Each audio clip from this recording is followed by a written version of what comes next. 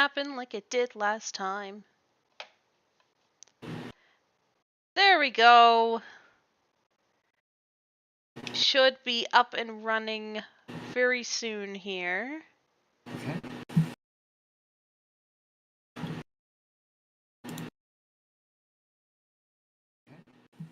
There we go. Does it actually mute our mics? It does mute our mics. Cool. Well, now we know for next time.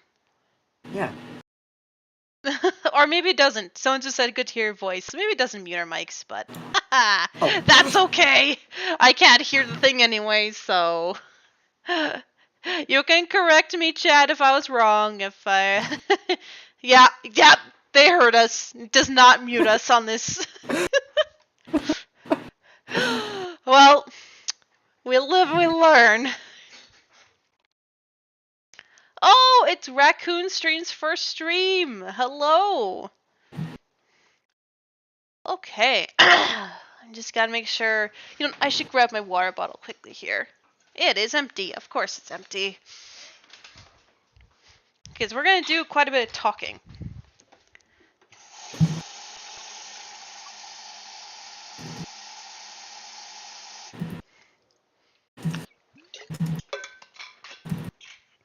Okay. Ugh.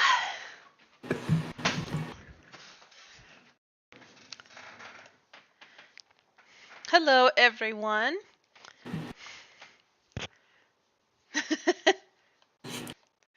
I see what you did there. Yep. Gotta do it sometimes. Oh, yes. All right. I think we can plop it onto this. So, oh boy. Oh yeah, Ruble's fine. So we are, uh, Railroller, that's his OC's name. Railroller and I decided to have a little bit of fun, and we decided, hey, why not create a North American version of Sodor and all the engines as the equivalent of North American engines. So we decided to make things a bit more interesting and a little more challenging on my end is that I would stick with all Canadian engines and Railroller would stick to all American engines with maybe some liberties here or there depending on the situation. Yeah. I guess quickly, just in case no one's seen our collab we did, do you want to do just a quick introduction to yourself, Railroller? Yeah, howdy everyone. I am Radford Division Railfan. Here you may call me Railroller. I have been part of this channel on some on and off collabs for the past 2 years now, and you might also know me from some of the Roblox videos. I'm the one with the obnoxious laugh and the wide range of voices. And I guess you can say that in the last couple of years, I've also become Alyssa's primary railway consultant. So any sort of train questions she might have, I'm usually the first one she turns to. It's true. He's taught me a lot. You can go downstairs. I'm talking to Robin, sorry. Robin! Yeah, Robin! You're ruining everything! He just looked at me. And he's gone downstairs. Cool. Okay. Are you... What? No, he's messing with me. Yeah, so... Yeah, we are train nerds. We are Thomas fans, and we're going to get right into it. So first, we're going to start off with where exactly would our version of Sodor be. So I'm going to... Bloop! Ta-da! I figured I'd add that because it's so nostalgic. Alright, so in my version of Sodor would be in British Columbia. Kind of on, like, close to that island where Vancouver is, where I circled, where my circle is, kind of in between the Queen. Is that the island Queen Charlotte, or is that just the town? I'm not very good at my British Columbian island knowledge, but yeah, there's Vancouver Island, then there's that other island. So my Sodor would kind of fit in right between, and I haven't decided yet if my version would have like a bridge going straight to the mainland or would like connect the two islands and then to the mainland or something like that. But yeah, that's where my version would be. And my Sodor would be off of the eastern coast of Virginia, more specifically in between Virginia Beach and the lower portion of the Delmarva Peninsula. I'm thinking we would be connecting my route to the peninsula first, and a secondary line down across the Chesapeake Bay connecting to Lambert's Point Yard in Norfolk. I'm not quite sure how big the island would be in my thing, but obviously big enough if you're connecting straight to one of the major coal ports in the state. Yeah, that's fair. So yeah, so how this is gonna work is we're going to display the character. We will, Railroller is going to do a description of each character in their real life basis. In case you don't know the history behind the characters and whatnot. And then we'll go into my version of that character, and then Railroller will go into his version, and then we'll just move on and on and on. We have most of the characters from season 1 to season 7. We have a few taken from the other seasons, like the CG seasons. We do have one from All Engines Go. I have a sneaking suspicion probably everyone knows who that will be.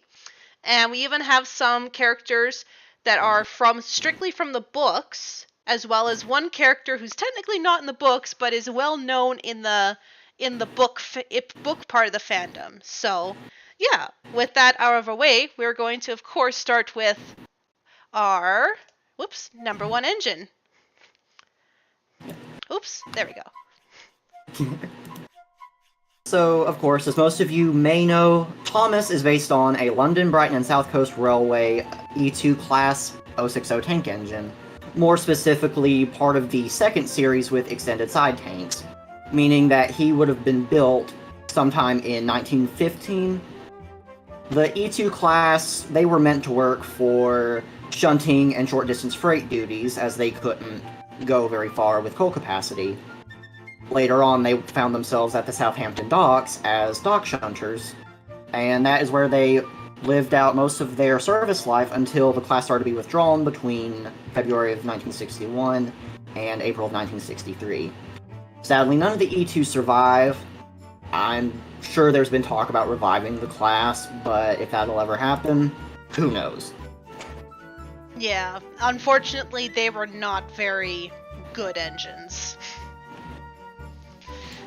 Yeah. Alright, so my version, I decided to go with a rather kind of unique choice, because I figured since North America is very much a tender engine kind of situation where the UK has a good basis between tank engines and tender engines, I decided almost all of my characters would be tender engines. So, and I also thought, well, Thomas in himself, is a very iconic engine, especially being the 060 white notations. That, in case you don't know what that means he has zero leading wheels, 6 driving wheels, and 0 trailing wheels. So I figured I would go with a iconic engine in North America. So my Thomas would actually be a 440, or an American class, and this particular engine is from the defunct Toronto, Hamilton, and Buffalo Railway C-class, which is based on number 5 here. So he would have made his way from Ontario all the way over, and yeah, that is my Thomas. And as for my Thomas, I went with what might be the most over-cliched choice for an Americanized Thomas. Brooklyn East District Terminal number 15, the 060 saddle tank that was converted to the operational real-life Thomas at Strasbourg. The more I thought on it, I realized it actually makes sense, considering that being a dock shunter for building, and Thomas being a dock shunter later in life, I thought, well, go with the engine that honestly did not have the capacity, supposedly, to run all the way to the end of the Strasbourg route and back.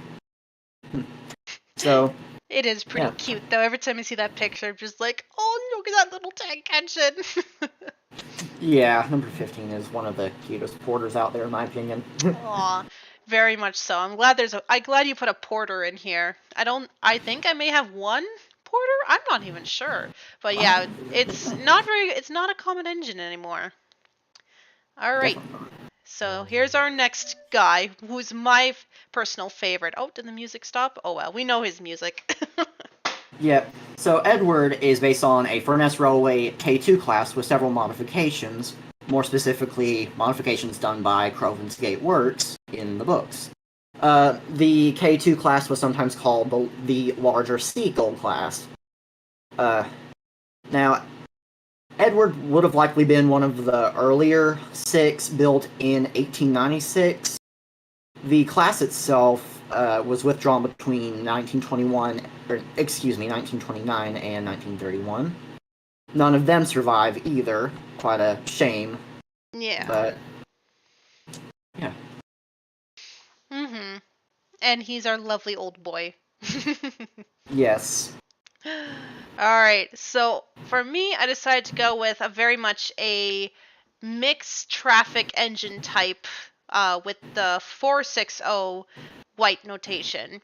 Um, and this engine's also on a now defunct railroad, the Algama Central Railroad. Also a C class, but this is technically a different C class, based on number 102. As in North America, the 460s would have taken over a lot of passenger duties after the 440s, and then eventually, they couldn't pull a lot of the steel coaches, which then they kind of got relegated to just like lighter work, which also seems kind of like Edward's, I would imagine Edward was once a passenger engine on the Furness Railway, and then, after moving to Sodor, he kind of is more now dedicated to branch line duty, which a lot of 460s did do. So that's why I chose a 460 for my Edward. And I chose Pennsylvania Railroad number 1223, a 440, specifically the D16SB class. If you notice a pattern here that there's going to be several Strasbourg engines, then yes, I did that on purpose. One big reason why I chose 1223 in particular was because by the 1940s, 1930s, somewhere in that era, 1223 was one of the last few of the class surviving, as she had been leased to a subsidiary of the Pennsylvania Railroad, and one of the official members of the Pennsylvania Railroad ordered her to be restored to near original condition. So you combine that with the fact that she got many years of stellar service at Strasbourg. She has her own, as Audrey would have called it, Cinderella story. Aww. Yeah, she looks good too. I've noticed a lot of preserved 440s in America specifically, and even in Canada. They have that very much that classic. I think Edwardian is the name I'm going for. Like the big funnels, the big cow catchers. But this one's so like it's almost a modernized in terms of 1930s, 1940s, a very modernized 440. Yeah, that kind of is. 1223 was modernized, thus the SB subnotes on the class. It's a very nice looking engine. All right. And here we are, Henry. My music does not want to play. I don't know what's going on with that, but oh well. So you can go on with that. Yeah. So Henry was originally built as a failed design, supposedly stolen from Sir Nigel Gressley, thus with firebox issues. After the crash with the Flying Kipper, Henry would be rebuilt into more of a London, Midland, and Scottish Railways Stanier Class 5 460. The Stanier Class 5s, or Black 5s, were built between 1934 and 1951, and some of them served onto British railways until the very last day of steam in August of 1968. Thanks to their long service life, 18 of this class survive in various states of preservation, majority of them actually running on the main line. Yeah, that's something that not a lot of engines can say.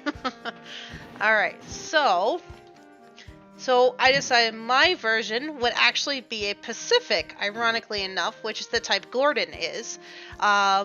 So mine would be based on the Canadian Government Railways J4C Class 462.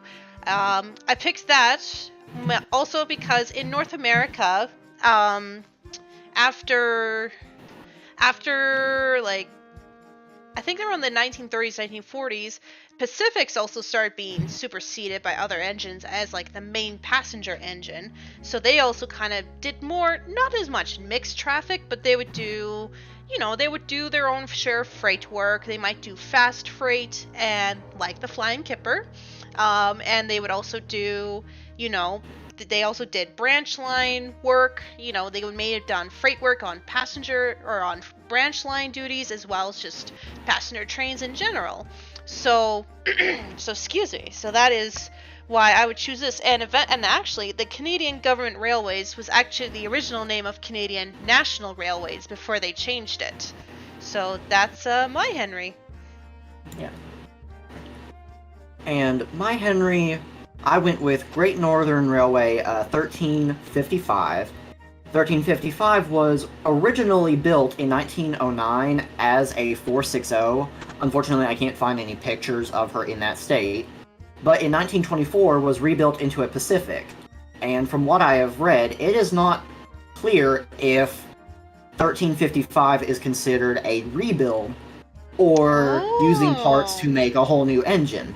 Kind of like Henry's whole debate of, is he really the same Henry in both designs? But number 1355 survives on display in Sioux City, Iowa.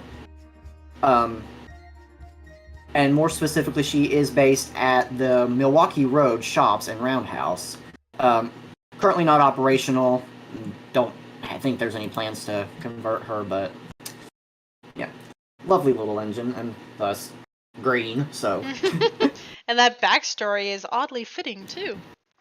Yeah. That's pretty great. Alright, so we got our... My goodness, the music does not want to continue. Anyways, we got our lovely boy, Gordon. Yes, now Gordon is technically based on the London and Northeastern A1 and A3 Pacific types built by Sir Nigel Gresley. In some forms, Gordon is a fictional A0 prototype. He would have been built in 1919. The A1 and A3 classes, they were built between 1922 and 1935, with rebuilds between 1928 and 1949. They were the premier engines of the LNER's passenger service for several years, including the named train, the Flying Scotsman. Thus, as many of you know, the Flying Scotsman engine himself is the sole survivor of the class, having just returned to service after some intermediate overhaul work ahead of his 100th anniversary next year. I can't believe he's going to be 100. I know. Oy. Yep, so that's Gordon there. So, me being a Canadian, I figure I go with a very iconic class for Gordon.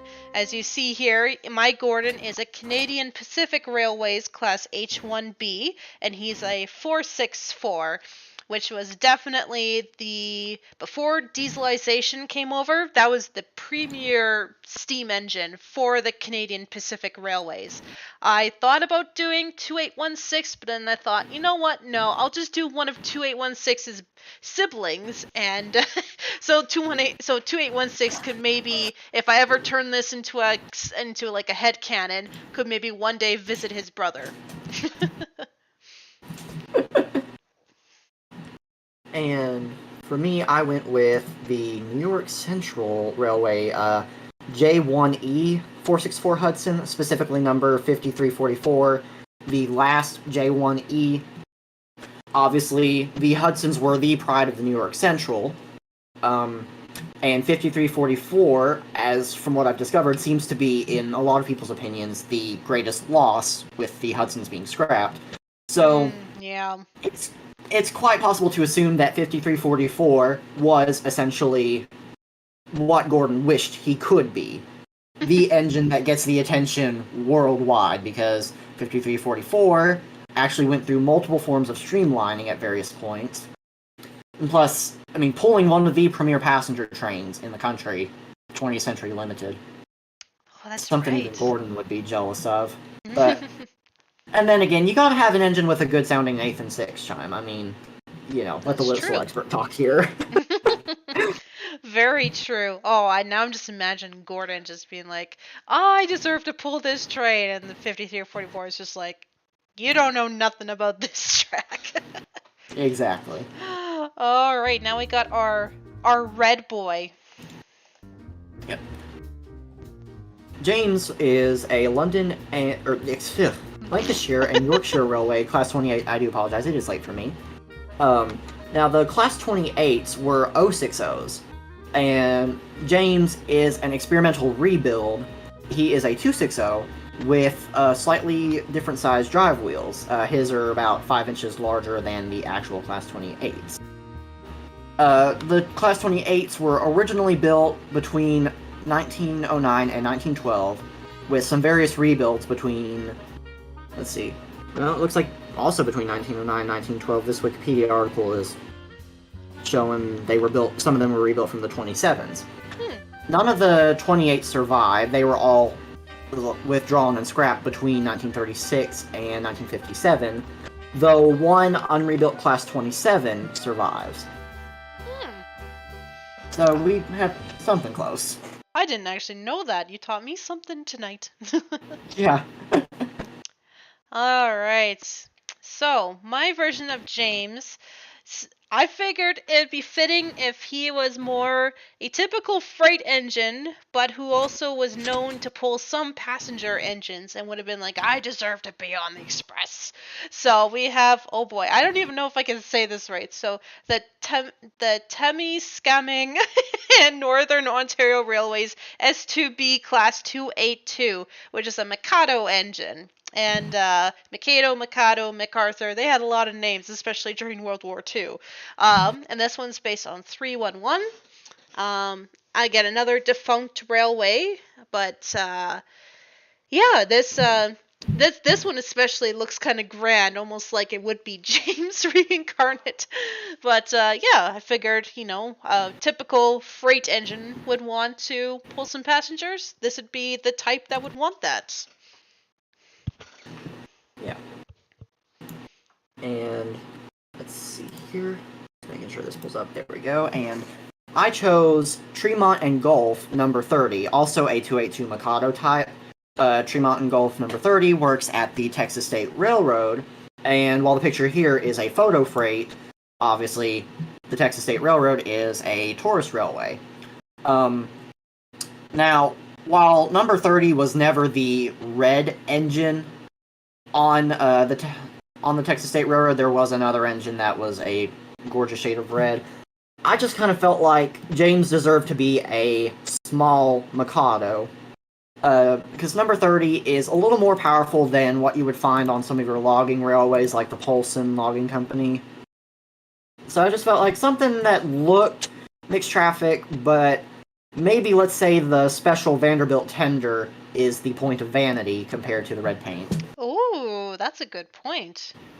I think in my version, and he had, what are they called? The elephant ears or something like that? Yeah, that's one of the names. Smoke deflectors. That's it. Smoke deflectors. So I could see James being like, well, I've got these or something like that. All right. We got our small boy now. Yep. Percy is probably one of the hardest ones to nail down a definite basis for. We know that he has a lot of Avonside Engine Company influence. You can specifically see some elements of number 1338 and number 1340, both of the Great Western Railway. Both of them are Avonside engines, and both of them survive at the Didcot Railway Centre. We also believe that Percy's got some extra parts, like from a 1361 class of the Great Western, as well as maybe some parts from Hunslet Engine Company and the like. So he's just your cute little hodgepodge shunter. Oh yeah, and there was also some controversies with how he was originally drawn. Yeah, our little green caterpillar with red stripes. Yeah, let's just say his model version, basically in the entire TV show, is technically very wrong, but there's nothing we can do about it now. Yeah. Alright, so I went with a little bit of an abnormal choice with technically an engine that's not really small, but I decided to go with an engine that could be, excuse me, both a shunter, or I guess switcher in our neck of the woods. Excuse me, I just need some water here.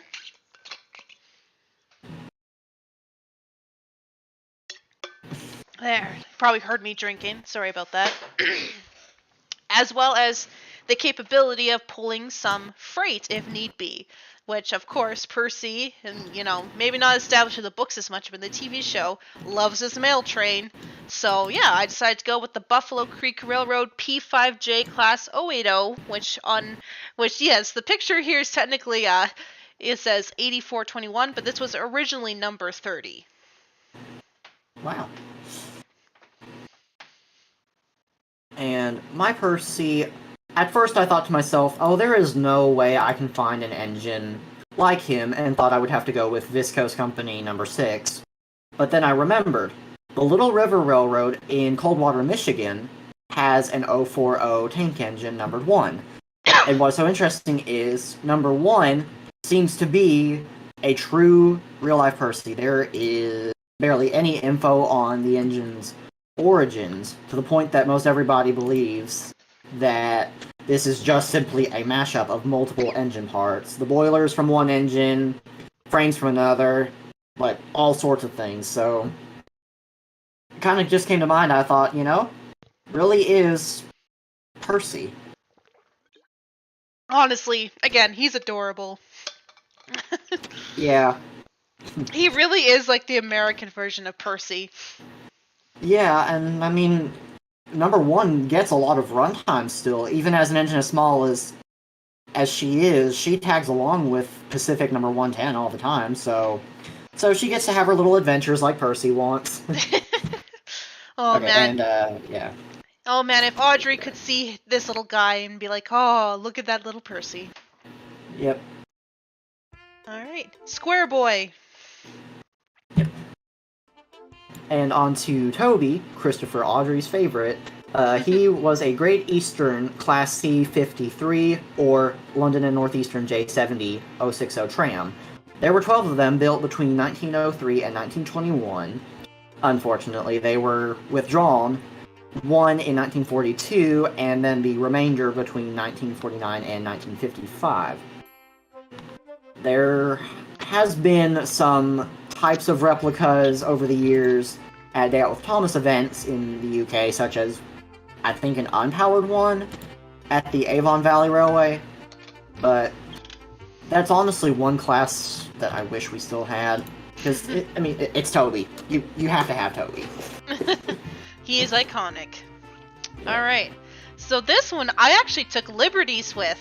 I decided to actually go to Australia for this one, and you know what? Canada and Australia are both Commonwealth countries, so I figured, let's do it. So, as you can see, this particular engine looks a lot like Toby, and he's also a steam tram. So, I figured, in at least in my case, probably whoever the Fat Controller would be on my island, went to decided to take a vacation to Australia, and found this version of Toby, working for Sydney Steam Motor Tram. So, therefore, yeah, I took great liberties, but this would be my version of Toby. Yeah. And for me, I was limited on options for Toby, but I remembered, thanks to some family members going to Mammoth Cave in the last couple of weekends, that there is an 042 tram engine on display there. I don't really have much info on number 4, as I've never been, but you take one look and you think, add the side plates, and there you have it. Exactly. The only other place I know that 042 trams like this would have ran in would have been Evansville, Kentucky. I mean, Indiana. Who? I'm so sorry, AC, if you heard that. And but the folks in the Evansville area, I think there's a little station down there that mentions those trams still. But if you guys are ever in the area near the Mammoth Cave, number 4 is still here to see. Mm-hmm. Yeah, as far as I know, there was no engines like that in Canada, so that's why I took liberties with mine. All right, and we got our Waddle Boy. Oh dear. He doesn't waddle. So, no, he doesn't. So, Duck is based on a Great Western Railway 5700 class 060 pannier tank. Specifically, would have been based on 5741. Now, the class themselves were built in between 1929 and 1950, and they would have been withdrawn between 1956, and due to several going into industrial and other services, some of them lasted in various revenue service until 1971. 5741, sadly, is not one of the survivors, but in another round, like Henry, 16 members of the 5700 survive, with, again, many of them operating in preservation. And for those who maybe aren't aware, so what makes a pannier tank different than from both Percy and Thomas, which are side and saddle tanks? Okay, so a pannier tank is more so referring to the fact that they are box-shaped tanks. They look like side tanks, but they don't go all the way down to the running board. There's a space between each tank and the board there. And one of the big things is it changes the center of gravity of the engine, but still allows easier access to valve gear. And the best way to describe a pannier outside of tank work is like a basket, bag, or a box that's usually hung over in pairs, like, say, saddled across a horse or a camel or something. Yeah, it took me a while to learn what that meant, too. Yep, he's definitely a unique engine. Unfortunately, we don't have engines like that here in North America, so we had to go with more typical engines. But I thought, because Duck is very well known for doing things the Great Western way, so I thought, okay, what if we did a Western-themed railroad? And so then I realized Grand Trunk Pacific, they operated basically from Winnipeg to Vancouver, so then that's considered Western Canada. So why not? He would be a Grand Trunk Pacific class E4260 number 20. And I figured, yeah, these are both passenger engines as well as just more like light freight, which Duck would have done also. So that's my pick for him. And I thought, since the Great Western Railway was always a railway about pride in what they did, I thought, what American railroad really took pride in what they did with their engines? And I thought, the Southern Railway. So I chose 280 number 385, which survives in Whippany, New Jersey. 385 ran on the Morris County Central up in New Jersey for several years after being preserved. And one of the most notable things is they painted her in a very resplendent southern green livery, much like the Great Western's green. Yeah, he's very green. Yeah, and they just put 385 back in this paint scheme as well, so that makes it even better. He's got fresh paint. Yes. All right. Yeah, that looks like a duck to me. Oh boy. All right, we got our Scottish boys. Donald and Douglas are based on the Caledonian Railway 812 and 652 classes of 060 tender engines. Judging by the numbers in their systems, as they were fictionally number 57646 and 57647, they would have been placed in the 652 class. Thus, Donald and Douglas would have been built in 1909. Obviously, the only survivor is from the 812 section of the class, number 828, on the, and I hope I say this right, Strathspey Railway in Avamore, Scotland. And I may sound biased here, but 828 is one of the most beautiful preserved engines in Britain because that blue... Oh, it's a beautiful blue color. Yeah. I don't blame you. He's a very beautiful engine. Yeah. Alright, so funny enough, this is actually complete coincidence. So, firstly, I figured that my version of Donald Douglas wouldn't be Scottish, they would be French, because Canada has Quebec.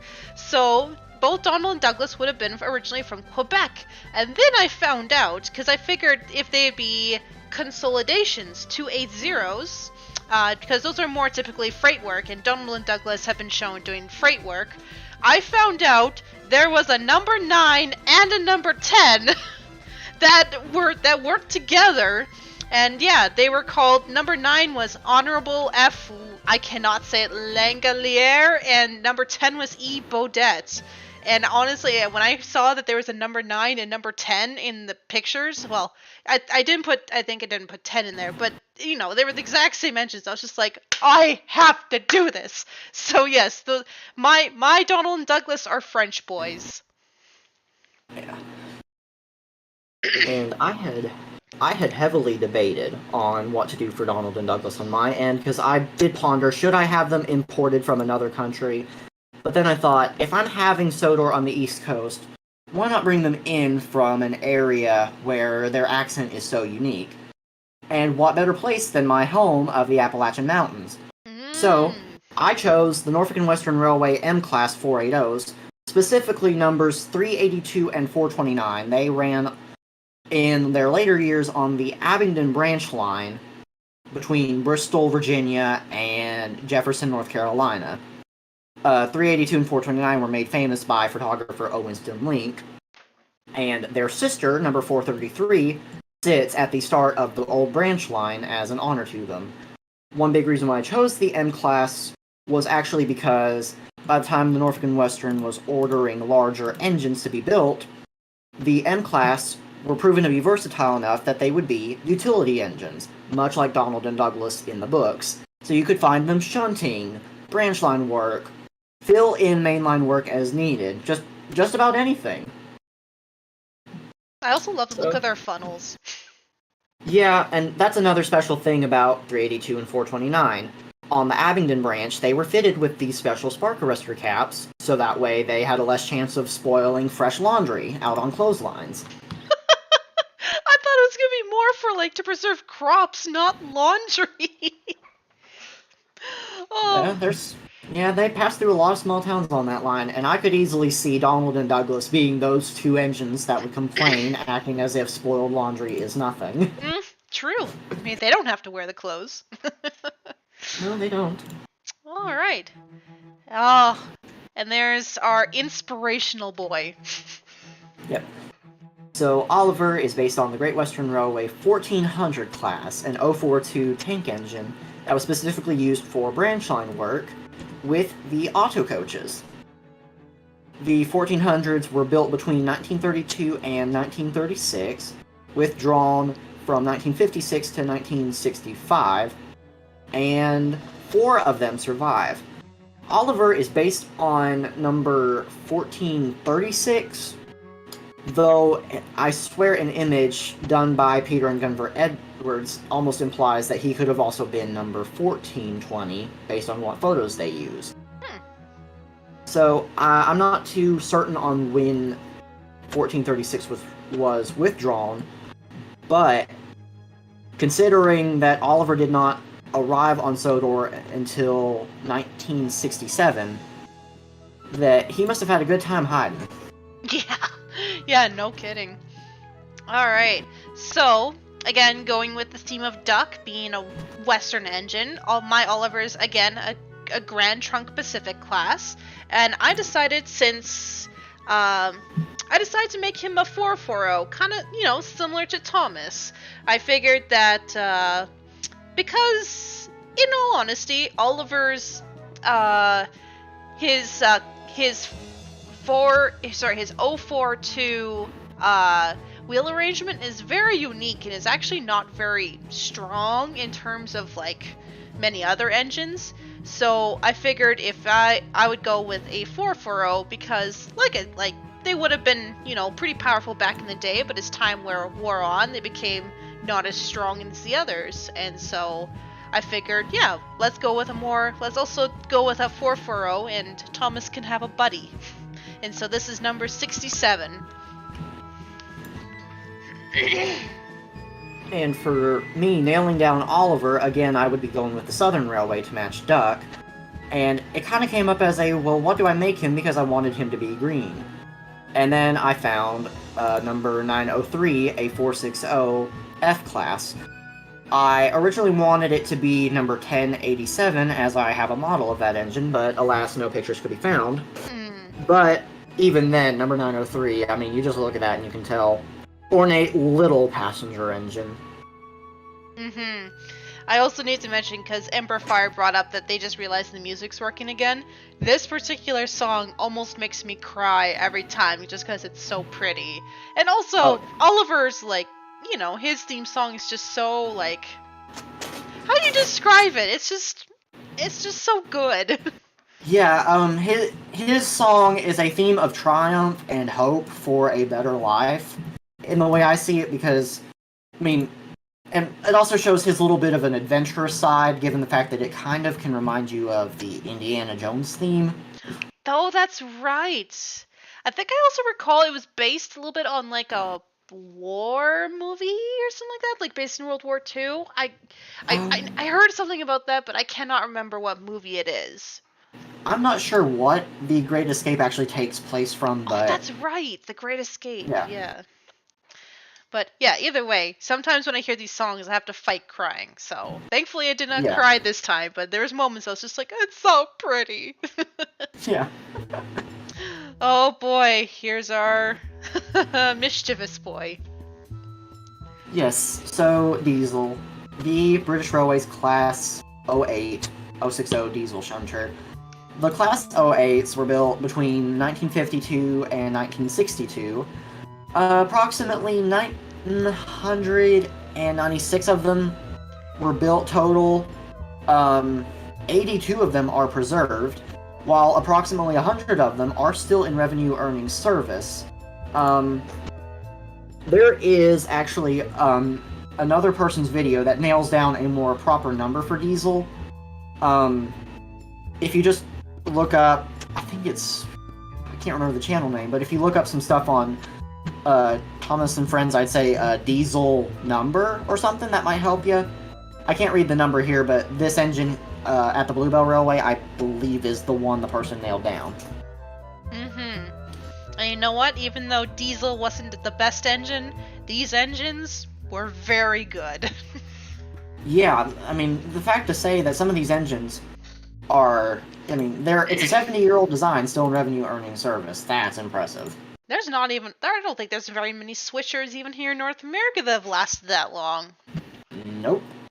Speaking of switchers, alright, so this is my diesel, a Canadian National Alco S2, based on 8116 here. And you know what? Diesel is one of multiple shunters. So I figured, you know, mine should also be a not outstanding, like one of the first class like switchers when dieselization became big, and not very impressive, but does a good job. So that is my diesel. Yeah. And mine, I found the parallels again, and I went with the Electric Motor Corporation / Electric Motor Division's SW1 switcher. About 661 of those were built, and from what I have discovered, there are quite a number in preservation and a few still in private industrial service. I chose number 114, which was an Exley High Valley unit now operational on the Wilmington and Western in Delaware. I like the blue color too.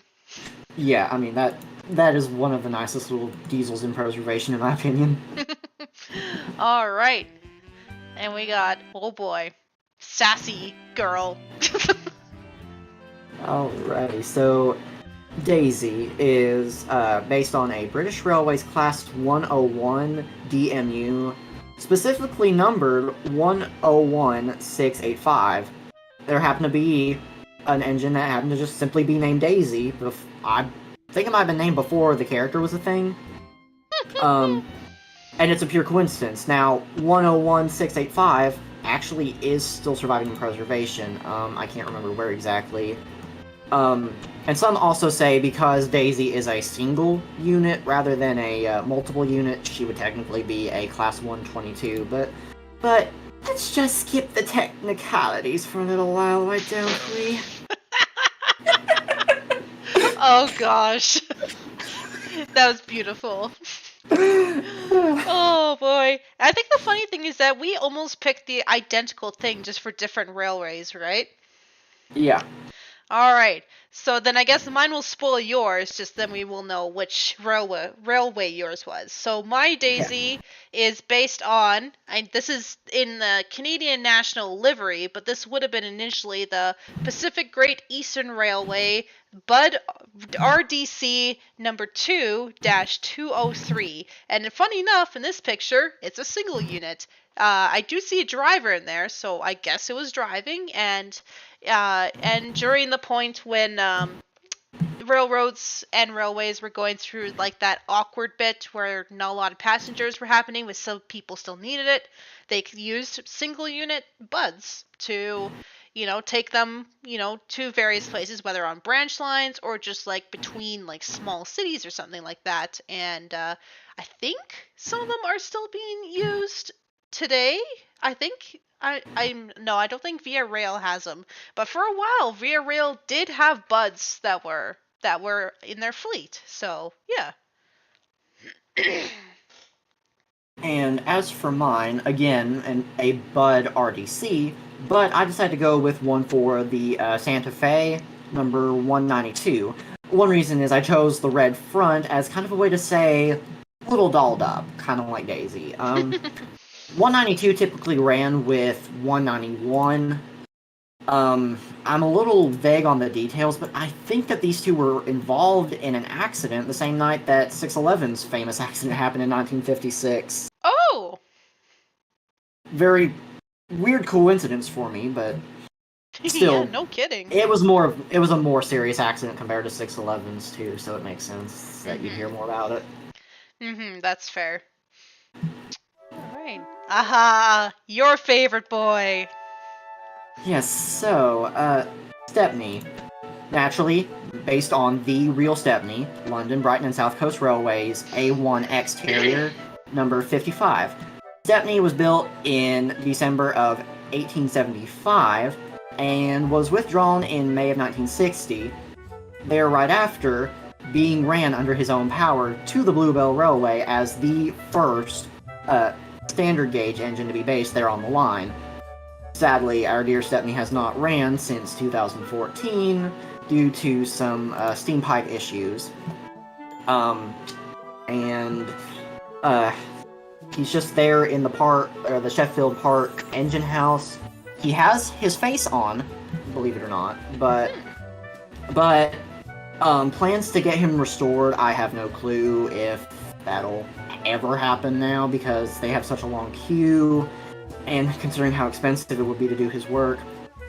But on the bright side, one of his brothers, Fenchurch, just was doing some steam testing this weekend, so at least we have a Terrier on the line again. Yeah, it might just be one of those things where we just have to accept that Stepney's just an old boy ready for retirement. Unless somebody were to be willing to pay out a big enough check immediately to the railroad, I'd say they could. True. That's very true.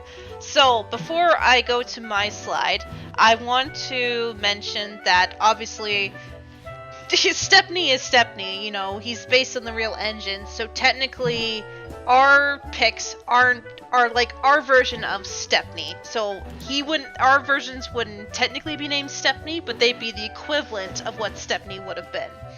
Yeah. So I decided to go with the current only running standard gauge 440 in Canada, which is currently the Prairie Dog Central Railway Class A21 number 3, which was formerly a Canadian Pacific engine.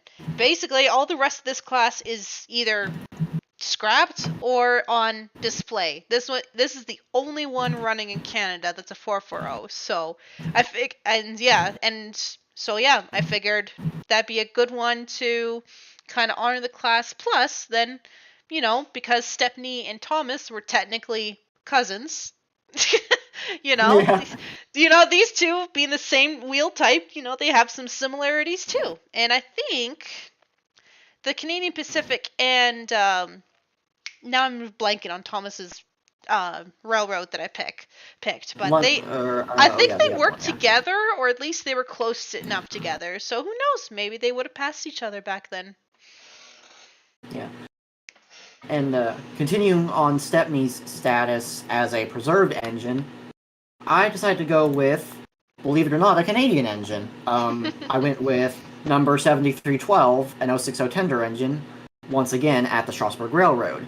7312 was Strasbourg's first preserved steam engine, and like Stepney, she has been out of service for quite a long time, with on again, off again talks of getting her finished and buttoned back up. I had the honor of riding 7312 on my one visit, so she is a bit of a sentimental engine to me, and just looking at her, you just kind of think, yeah, yep, there's a piece of Stepney lying within her. And this is a bit of a tangent, but um, I think Railroller and I were talking once, and I mentioned how, we were talking about how there was a lot of actually Canadian engines in America, and I said something along the lines of, you know what? As long as as the railroads in America are keeping up with their maintenance and as well as like taking care of them and running them, then I said, you know what? Keep those engines. As much as I would love to have them back at home, I'd rather them, be admired by a bunch of other people than just sitting in display at home. So, well Yeah, done. and That yeah, 7312 is doing that. Well, yep, was. Hopefully will again. yeah, she did start the trend of Canadian engines being brought in, so very, very special. Mhm. All right. So now, these two. Ah, yes, Bill and Ben. They were built by W.G. Bagnall. They are specifically two tank engines that would have been built for the Parr docks in Cornwall, Alfred and Judy.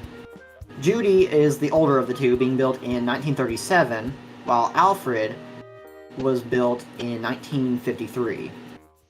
Judy actually was retired in 1969, and Alfred was retired in 1977.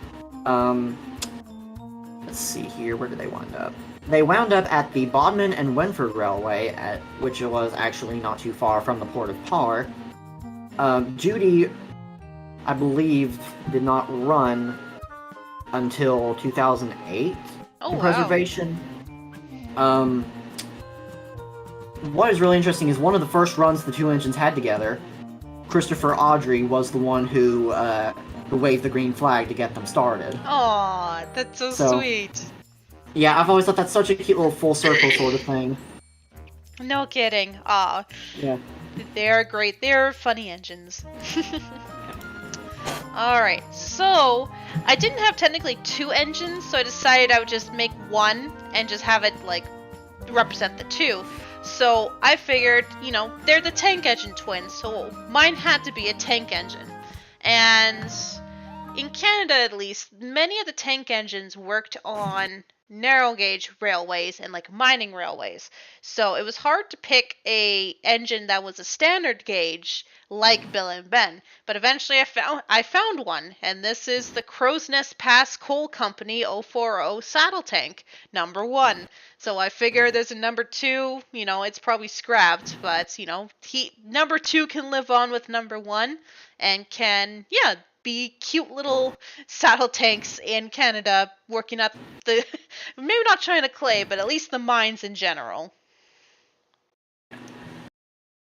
and I didn't have any twin tank engines to go off of specifically, so I decided to go with Flag Coal Company number 75 and Jetto Coal Company number 85, named Hank and Mac. They're owned by the Gramlings in Ashley, Indiana. They travel around to various tourist railroads, usually ones that don't host steam. Now, what's so funny about these two little 040s, everybody says they're twins. But I am almost certain there's some technical details they're not. So it kind of fits in with the Alfred and Judy case of things. But, and I've seen a lot of videos of, obviously being 040s, these engines bounce a lot, and that just makes me think, yep, that it definitely goes along with Bill and Ben's tendencies to mess around and, bounce everywhere they can. Just not, season 22 onward bouncing. Yeah, no kidding. All right.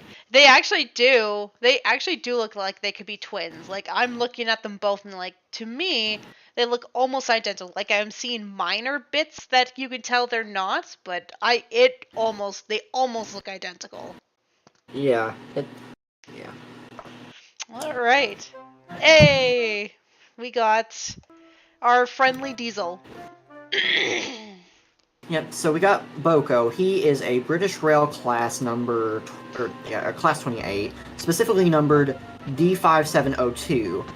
These were also known as the Metropolitan Vickers Type 2 diesels, as they were built by the Metropolitan Vickers Bowersfield Works in Stockton-on-Tees.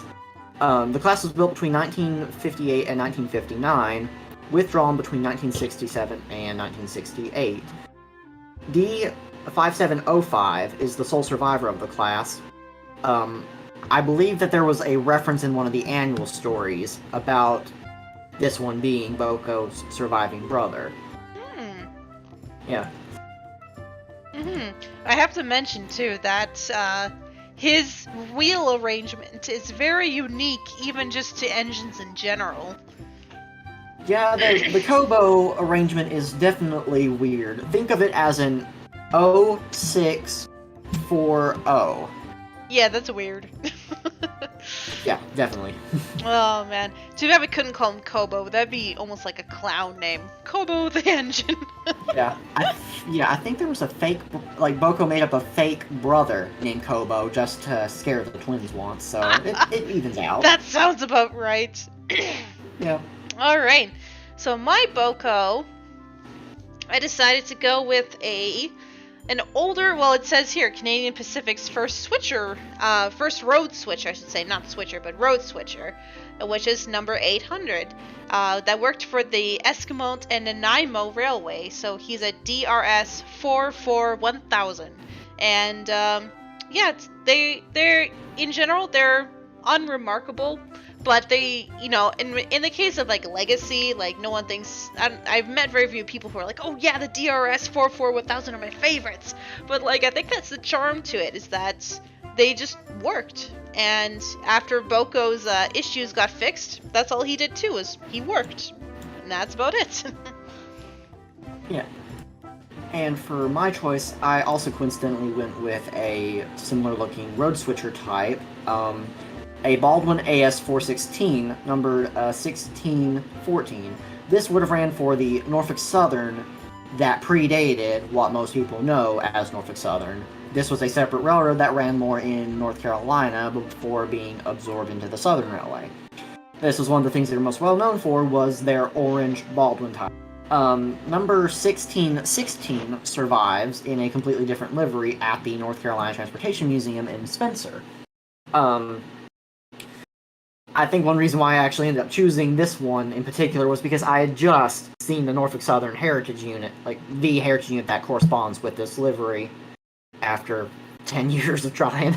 So I thought, hey, and to me, Boko was I always liked his livery. I mean, it was a very simple green, but I guess that was just another thing with them, just the livery and all. Sometimes the livery can make or break an engine. Oh, yeah. Alright, we got I don't even know how to describe her. She's stubborn, stubborn engine, Yes, stubborn our girl. stubborn and feisty little girl, Mavis. Mavis is based on a British Rail Class 04 shunter, which is an 060. Mavis is more specifically based on one of them with side plates. Let me see if I can find the info on what they were used for. The ones with the side plates were used for a tramway. And I think there is one. Yes, oh, well, what do you know? They were used for the Wisbeck and Upwell tramway, so they were on the same line that Toby later ran on. The only surviving example that would have been on the tramway is D2203, which is supposedly operational at the Emsay and Bolton Abbey steam railway. Ooh, Yeah. I would like to see that in action.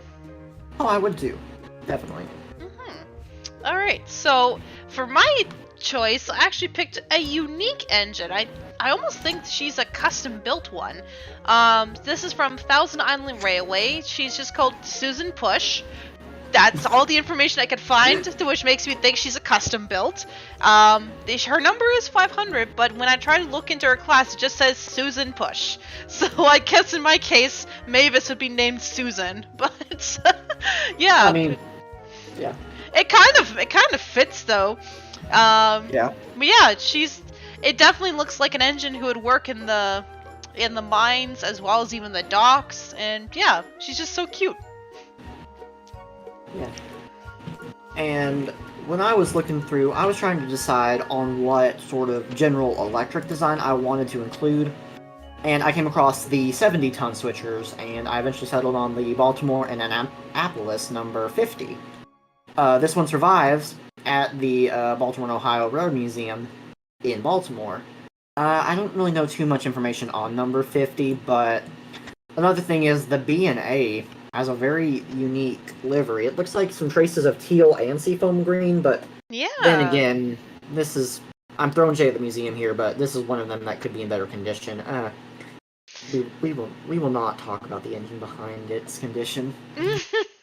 Yeah, that's really the downside of an outdoor museum is you can't really protect them from the elements unless you build a big like sheltering thing. Yeah. I mean, that's the same with the I don't think they museum can I fit work anything with, else. you know, or not work with, that I volunteer with and Yeah. a board member for. It's just not much you could do about it. Yeah. But there comes a point where you're like, okay, we should at least put some paint on that. Yeah, which there's several of them that could use paint there, but Yeah. we'll not go on too far about that. Let's move on to one that's more book specific, which is Bear. Yes, so Bear, formerly known as D7101, is a British Railways Class 35, nicknamed the Hymex due to the hydraulic transmission units that were inside them. Of course, as with a lot of other Audrey numbered characters, 7101 is the fictional next in line. It stopped at 7100.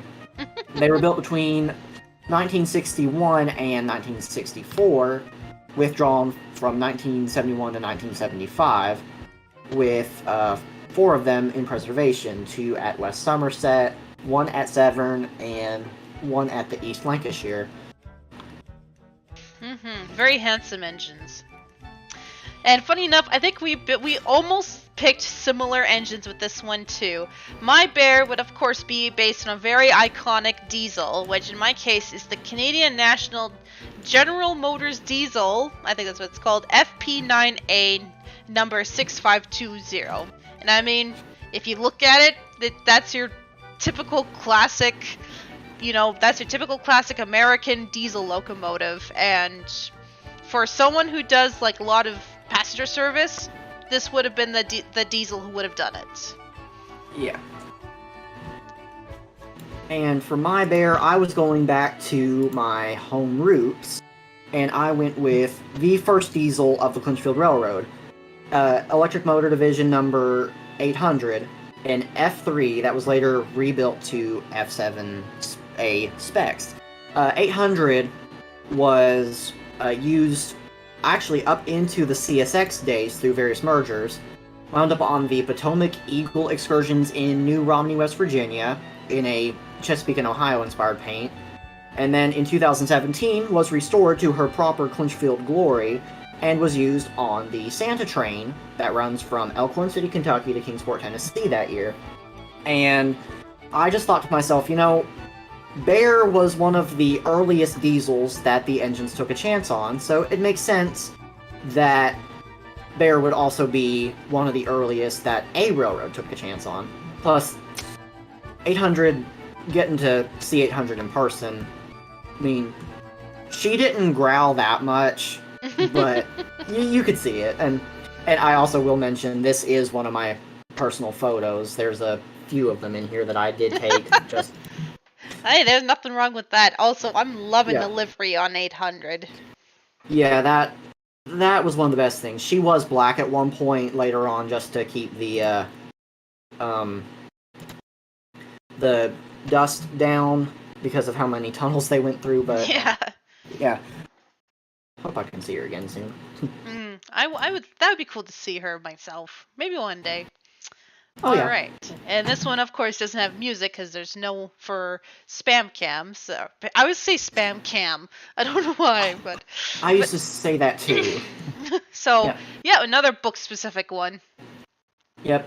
Old Spam Can, one of my favorite diesels, numbered D199. Again, a fictional number, as the class only went as far as D193. British Rail Class 46, built from 1961 to 1963, and withdrawn from 1977 to 1984. 3 of them survive today in various states, while notably one that was going to be scrapped, it was famously known for being a test dummy for a nuclear waste flask. Oh. They ran a Class 46 up to approximately 100 miles an hour on a test track and slammed it straight in. And it was mostly to show the public that no radioactive material would leak in case a train carrying one of those waste flasks got into an accident. I see. Huh. Yeah. It is one of the weirdest ways to scrap an engine, but yeah, no kidding. I guess go out with a bang, hey? Yeah. Alright. Okay, so I decided to go with kind of your classic, typical, engine that you would see even today. My spam can would be based on Canadian National and EMD SD40 59 or 5095. And yeah, to me, like, spam can always seem like just your typical diesel, so I too picked a typical diesel. And for mine, I thought, Spam Can was an engine trying to prove himself, calling himself old reliable, but obviously with very little luck.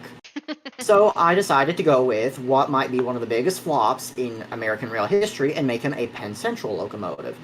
I chose an Alco RS32, number 2042. I don't have much info on 2042's life other than the fact I'm pretty sure does not survive anymore. But just thought to myself, Penn Central was definitely a little too ambitious. So yeah, I recently heard the things about Penn Central. It's not a good time. Yeah. Oh yeah. All right. Well, we got music here. This one's very unknown to the general Thomas public.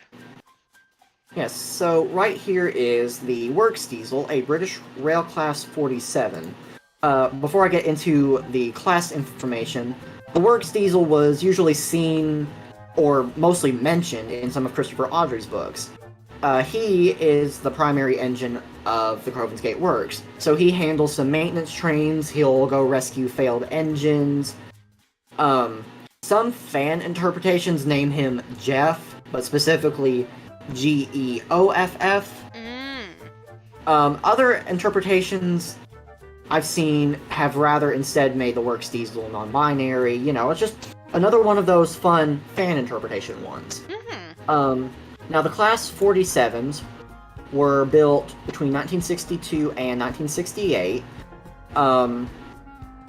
And like Diesel, there are still a wide number still in service. 32 of them survive in preservation, while 51 still run in regular service for some of the various railways that are still on the British Isles.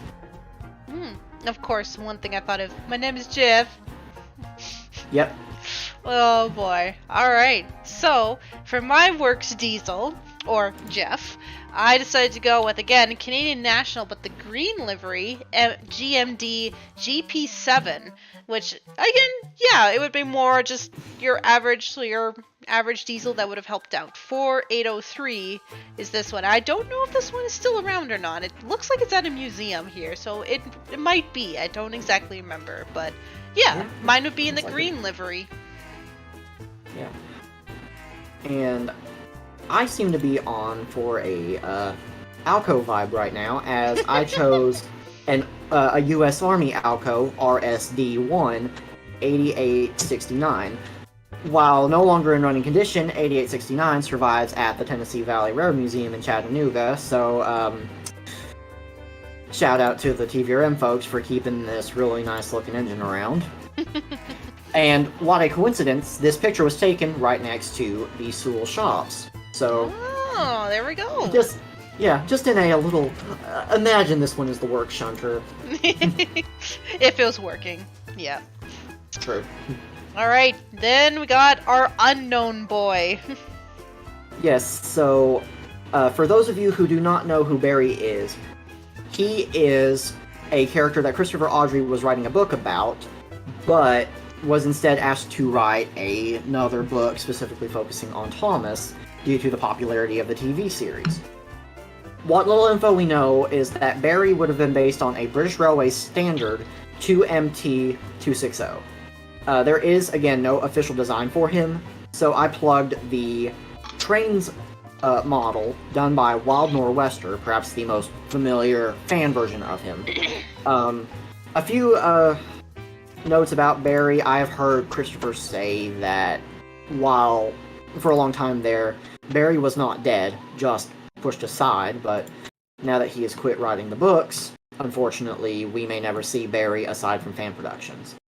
Yeah, and we were actually just talking about this earlier. It would be actually really cool if, maybe in the future, after maybe Christopher's passing or something like that, we find, a first draft, manuscript of Barry the Rescue Engine, and that would be if that exists, that'd be like whoa to us hardcore fans.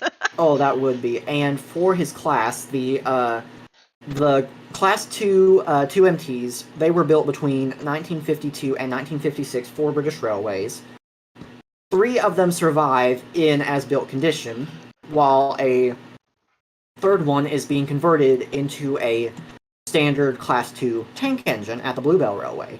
I think, I would have to double check because I can't see the number in here, but I think that Barry would have been, in Wild Nor'Wester's interpretation, 78018 or 78019. Both of them survive at the Great Central Railway in Loughborough. Alright. I don't remember where that was. Alright, so my version of Barry, I decided to go with a little unknown, well, not as well known version of a Canadian Pacific Railways engine, which is actually a 444. These were more common as fast passenger engines in flat areas like the prairies, so Alberta, Saskatchewan, and Manitoba.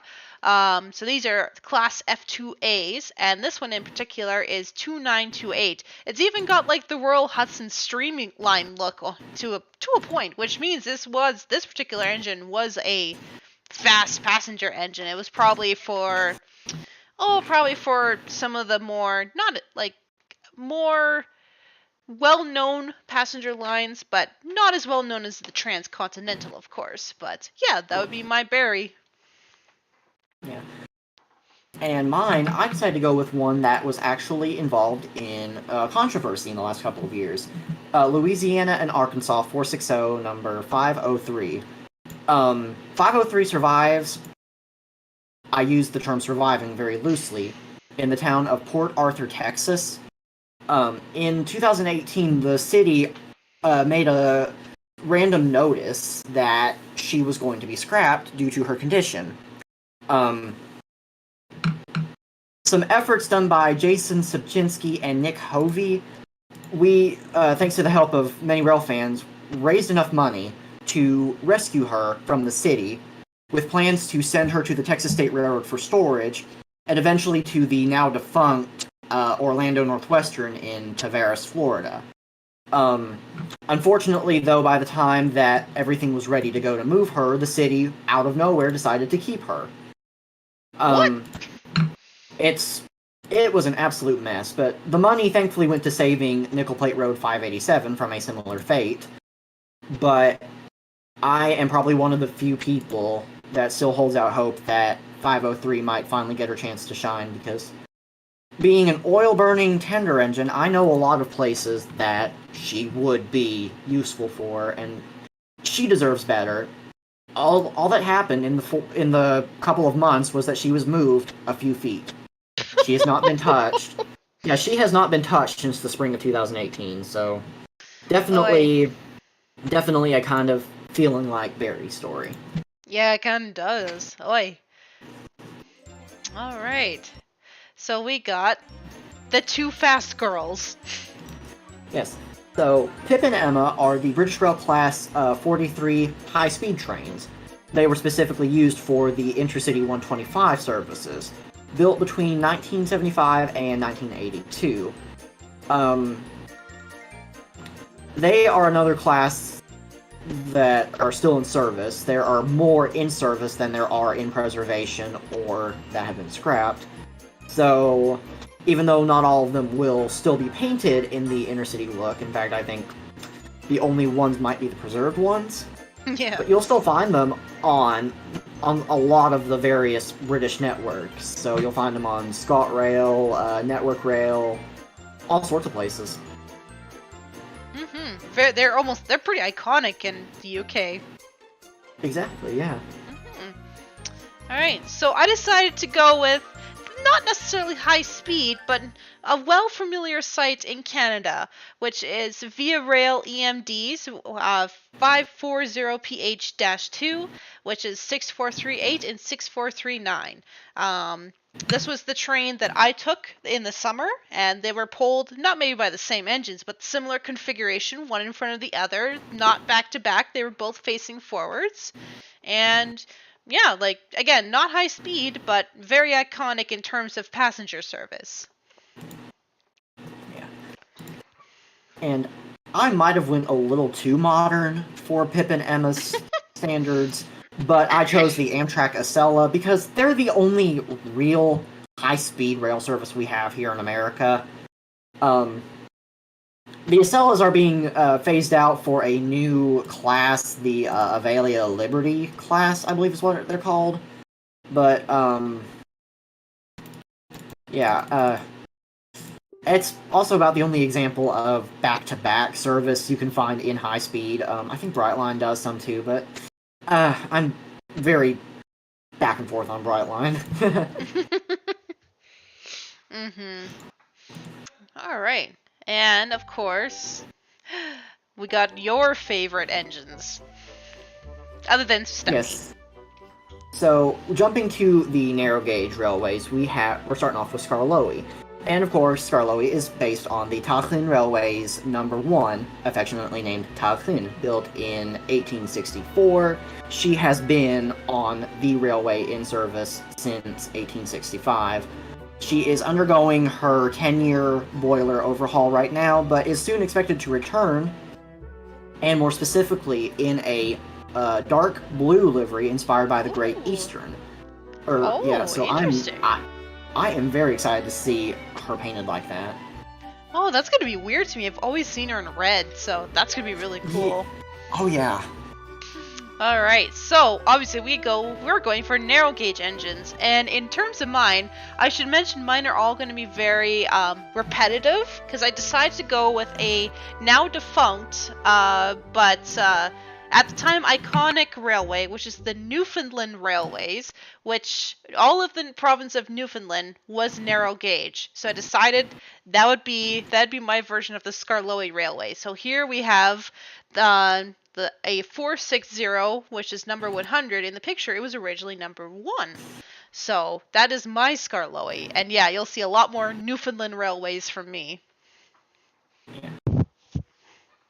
And for mine, I decided to go with, of course, what is more classic in American narrow gauge than the Denver and Rio Grande.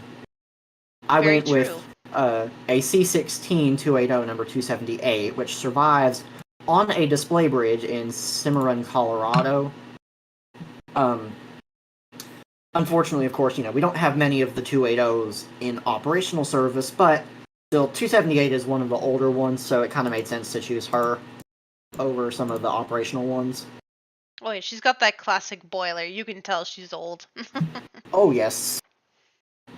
And the domes too. The domes are classic. Yeah.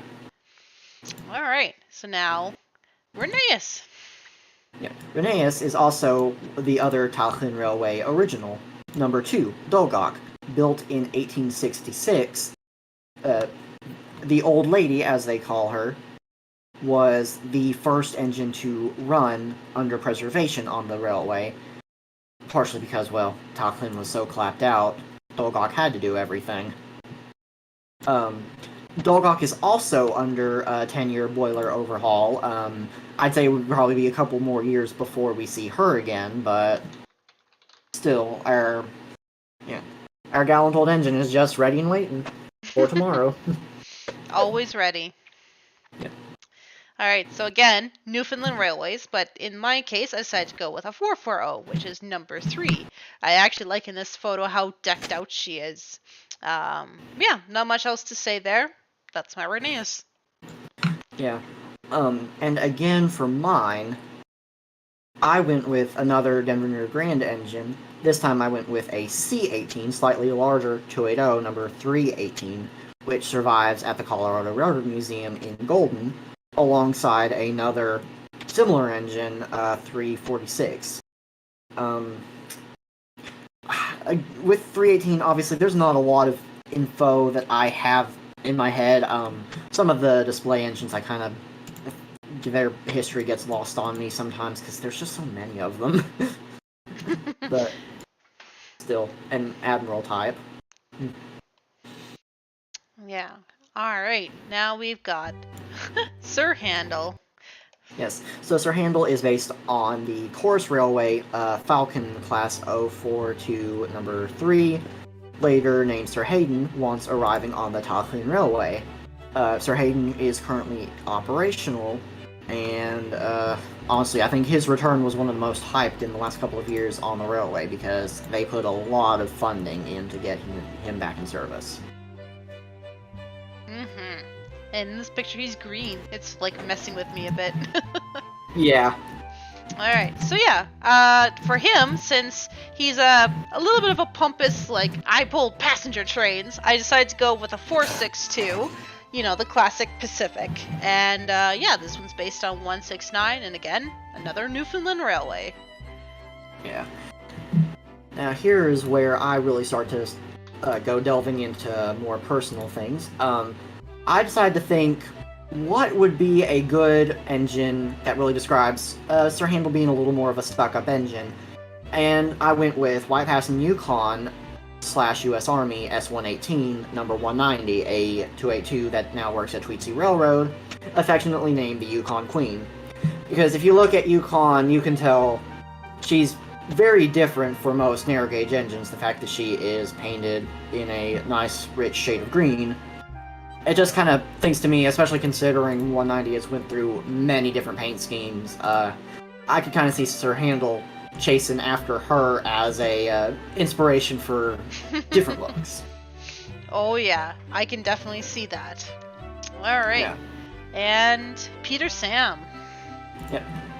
So Peter Sam is also a Chorus Railway engine, 042 number 4, later named Edward Thomas, once being purchased by the Talchin Railway. Edward Thomas is still in service today too, And more recently has been portraying Peter Sam at special events like the Audrey Extravaganza that they had over the summer. I wish I could have gone to that. Oh, I would have loved to have gone too. Alright, and yeah, for him I just picked a more simple, this one's missing his tender, but a more simple, just a Mogul 260, number 8, Newfoundland Railway. And of course, for me, what else to counter Sir Handel being 190, then to make Peter Sam 192, Klondike Katie, which now runs at Dollywood. Now, obviously, this picture was taken about 2 years after a modification, but in response to the 2016 wildfires in Gatlinburg, which came very close to touching Dollywood, the head of the shop crew at the time fashioned a special spark arresting cap on 192. Unfortunately, that did not last long as it burnt through the screens, but it was. But you could say it's the closest thing to a special funnel, aside from the Radley Hunter stacks that they wore. And of course, obviously, Edward Thomas is actually one of the least powerful Talclin engines. So I kind of see that maybe, in another sense, maybe if the trains were longer, you never know, he could struggle. Because 192 is a bit sensitive on getting stuff up the mountain. You gotta be really careful operating her, or she will slip a lot.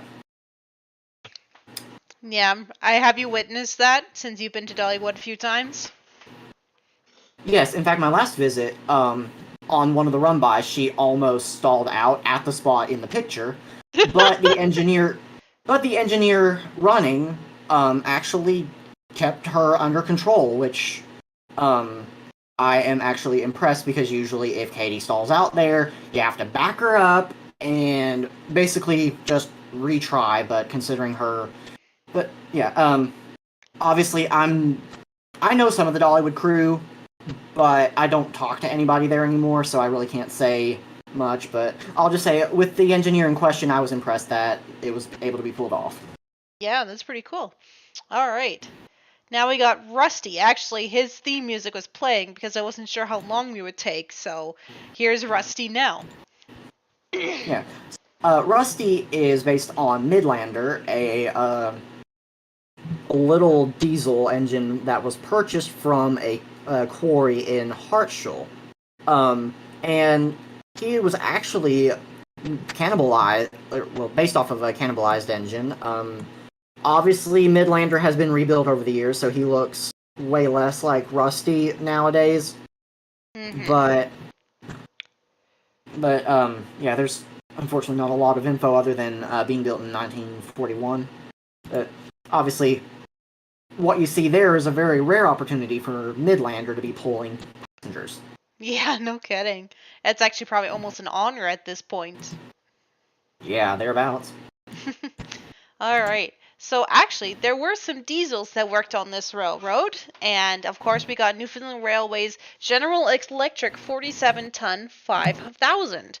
And yeah, even looking at this one, you could tell this is a cute little diesel, a unique design too, and definitely would have been the equivalent of Rusty in Newfoundland at the very least. Yeah. And my choice is actually a new choice to preservation. Plymouth 593, which is based at Tweedsea Railroad. 593 works track maintenance at the park.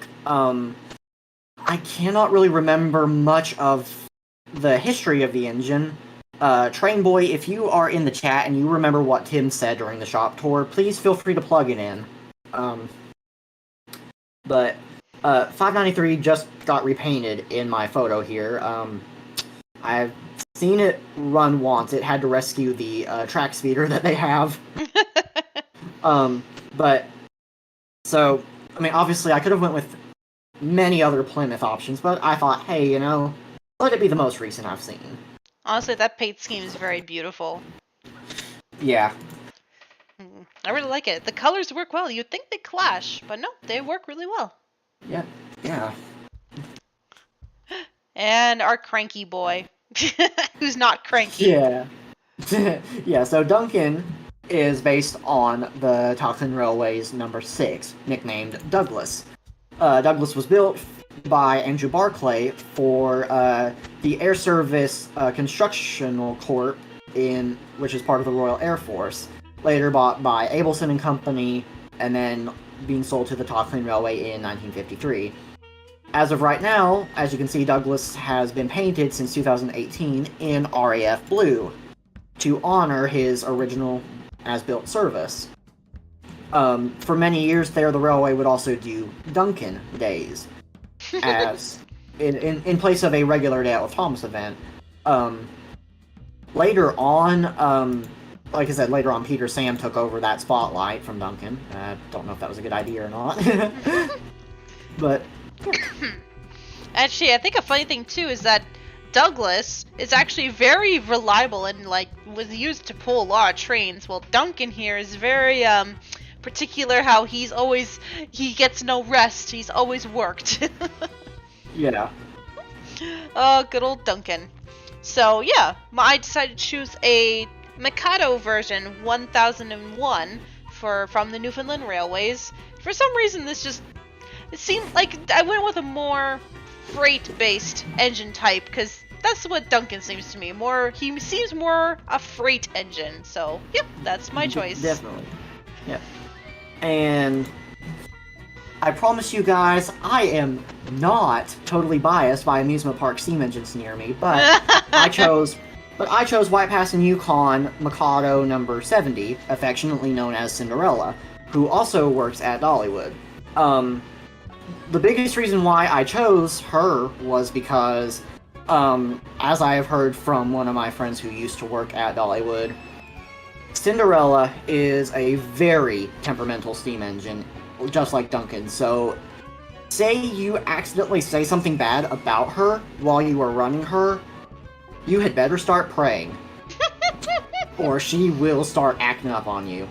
And there was also a time around the park's 25th anniversary that Cinderella was decked out with a lot of gold accents, though I'll admit they were closer to Duncan's shade of yellow more than anything. Yeah. And yeah, just she can be grumpy. Yeah, she is definitely grumpy. As for rocking and rolling, she doesn't, but the fourth coach on Dollywood's train rocks like nothing else.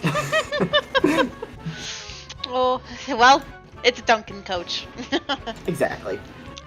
Alright. Oops. Oh, perfect timing with the music. There we go. Yes. So Duke is based on the Festiniog Railway's number 2, Prince. Now, Prince was built by the George England Company in 1863 as a saddle tank engine, but later given a tender, and he is still actually operational on the Festiniog, though I think sometimes he's kept around for more special services because of his age, alongside Palmerston and Welsh Pony. He's quite a unique engine for a saddle tank, too. Yes. I always found the Festiniog has really weird designs. Definitely one of the most unique designed railways, period, but still, that's definitely one of the charms of it. Definitely. Weird, but very sweet. Alright, so actually I chose a different engine for Duke, and this actually has personal ties to me, as this is the only operating steam engine in my province of Saskatchewan. So this is Hillcrest Colliery, or Colliery, I can never say that word properly. I always say colliery. 040 tank 101 that works for, I can never remember its technical road, but it works for one of the Western Development Museums, just on a short line track. And since it's also got a little tender behind it, I figured that'd be a cute little choice for Duke, as well as Duke technically being a little bit different from the other railways, from like the Skarloey Railway. I figured why not have, this Hillcrest colliery being a little bit different than the Newfoundland ones.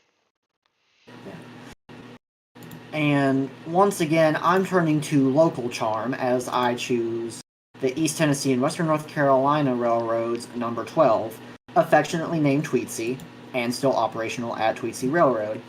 Now, while of course Tweetsie never had a lost moment like Duke did, she is one of the most well-beloved narrow gauge engines in the region, especially being the only survivor of the 18W&C narrow gauge.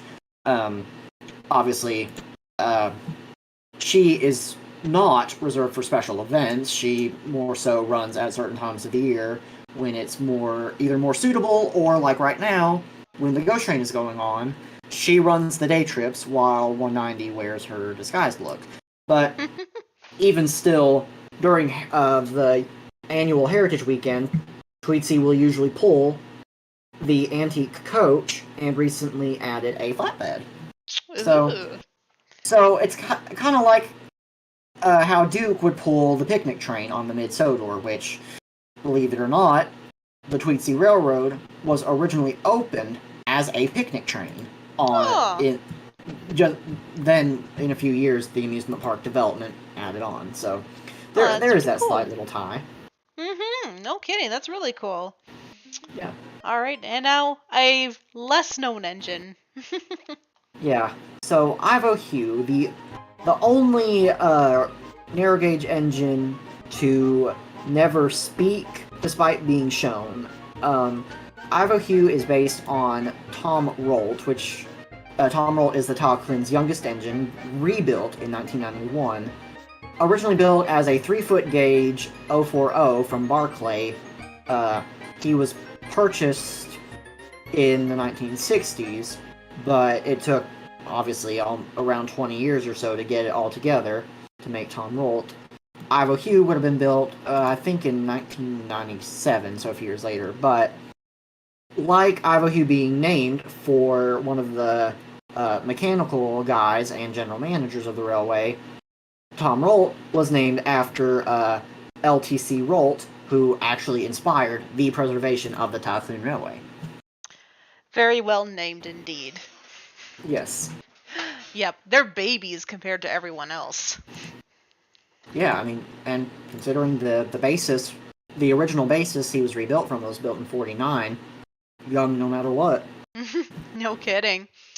All right, so in my case, ironically, I'm choosing a very old engine from the Newfoundland Railways, which is actually the only tank engine I decided to choose, because I figured since Ivo Hugh was basically either like taken from parts or just basically built like a brand new engine, essentially. So I figured if our version of Ivo Hugh were to ever happen, they would definitely want to base it off of either like one of their like iconic engines, or just, you know, be one of the only tank engines, other than of course Duke, on the Newfoundland Railways. So they would use this particular one, number 1, as a basis, and and so have a little bit of a unique old inspired engine for a young engine, let's say. Yeah.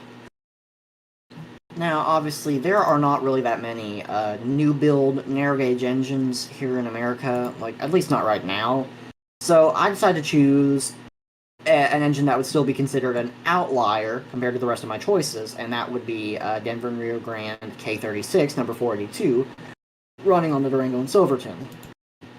Maybe I'm a little biased where 482 is my favorite of the Durango fleet, but I just thought, you know, more powerful than the other engines to kind of show that Ivo Hugh, sure, may not be top of the line on power, still definitely enough power you need to keep the railroad going.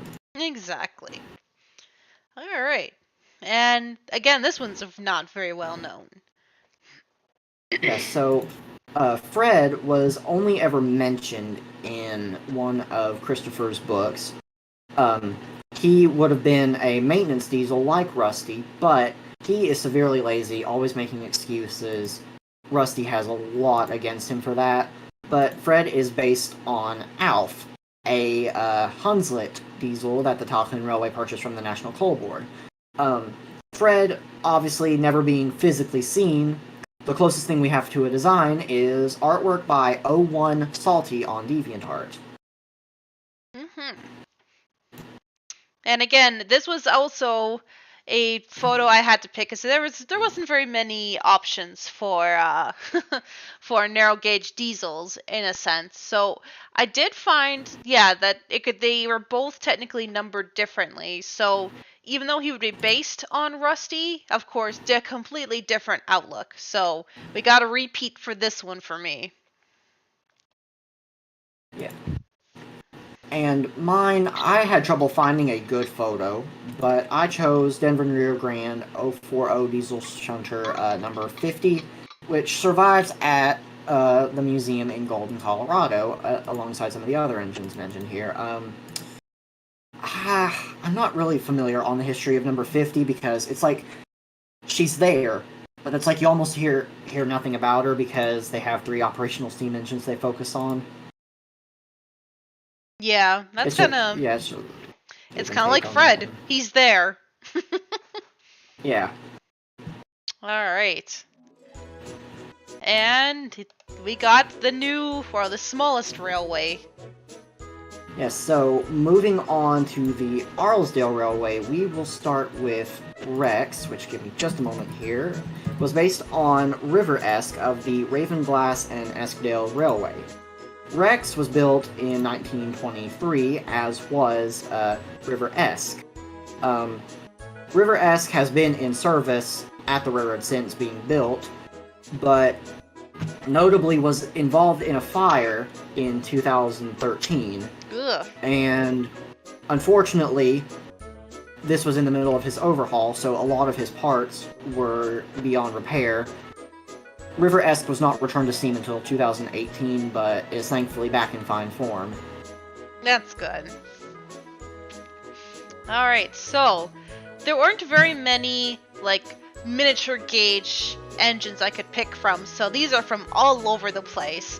We've actually got a Grand Trunk Pacific Railway 040 tank engine, which is number 1, and I can't exactly remember the details of this one, but you know what? He's green, and I figured, you know what, this would be a good Rex in my case, and take whatever few running miniatures I can take. And I was also in the same boat with the trying to figure out what bases are really the best on American minimum engines. And I went with, for at least a couple of them, the Swanton Pacific 462s formerly used for the Overland Fair Railway. I chose 1912 because 1912 was one of the engines at Swanton Pacific that was involved in a wildfire a few years back. Oh! There was a few others that were, but I think 1912 was one of them that got a lot of damage. So it kind of lined up with River-esque going through its own fire. No kidding. Yeah. Yeah. Alright. Now I got Bert. Yep. And Bert is probably the most unique in the history. He is based on River-ert, which River-ert started out as an 080 tank engine named Muriel, built in 1894, but was rebuilt into an 082 tender engine, one of the most unique sort of wheel arrangement setups there, in 1927, and given a new narrow gauge-ish outline in 1972. Now, Bert has never received that later additional upgrades, so thus the picture here is one of the pre-1972 pictures. Oh, okay. Alright. So, this one is actually an engine on display, but again, my options were very limited. So my Bert is based on the Hollinger Gold Mines 040 saddle tank, this is number 70. It looks a little worse for wear, but either way, still very cute. Yeah. And I could not find any proper pictures for mine. Number 1914, also of the Overton Railway / Swanton Pacific. So, while you see, again, 1912, it is hard to find pictures of the Swanton Pacific before the fire, so I have to work with what we got, but they're a railway that I hope is able to come back strong in the future. I hope so too. They're very unique. Yeah. And now we got Grumpy Rex, or Grumpy Mike. Sorry, not Grumpy Rex. Ooh. Yeah. So Mike is based on the second version of River Mike on the Ravenglass and Eskdale. Originally, the chassis was used on an experiment under River Esk that essentially turned River Esk into like the closest thing you could get to a 15-inch gauge Garrett. Oh. But the chassis was held on after the removal in 1931, and by 1966, River Mite was finished and was launched into service in May of 67. Mike would have been built in 1967 as well, but unfortunately we don't know what the railroad the trio came from beforehand. It's obvious to assume Mike did not have a long service life on that railway, as they showed up very quickly. All right. So we've got Lord Penryn Slate Quarries number 040 tank engine named Gertrude. For some reason, I always think of the name Gertrude as being some kind of grumpy lady. So to me, that kind of like shouts more Mike's. And this is another engine that's on display. As you see, there's a dinosaur skeleton right behind it. But yeah, again, just a nice, unique little miniature engine.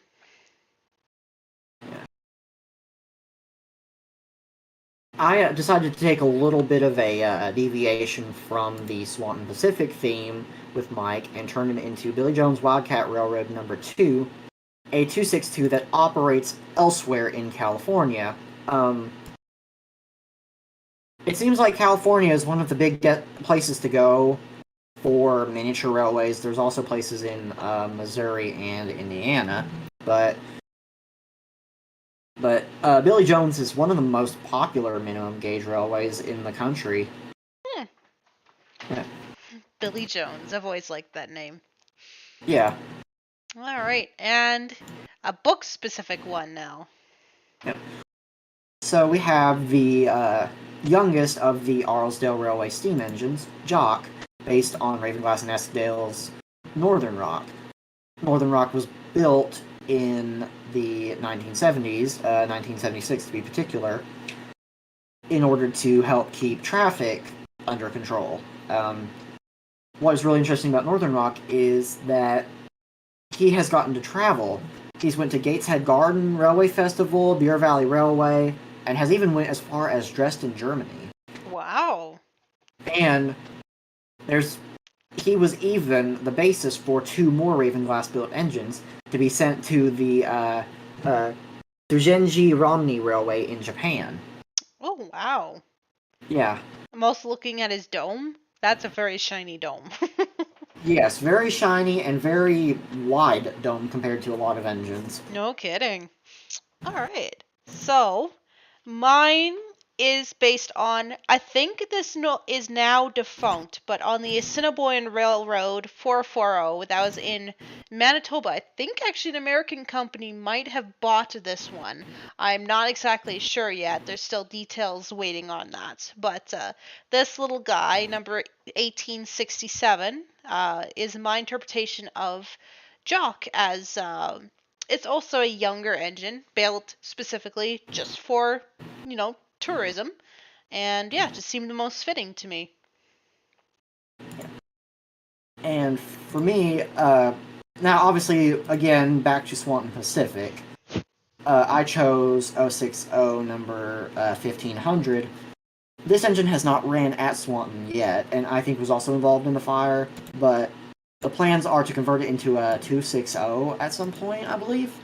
So it'll probably look insanely different than the almost dock tank look here. Yeah.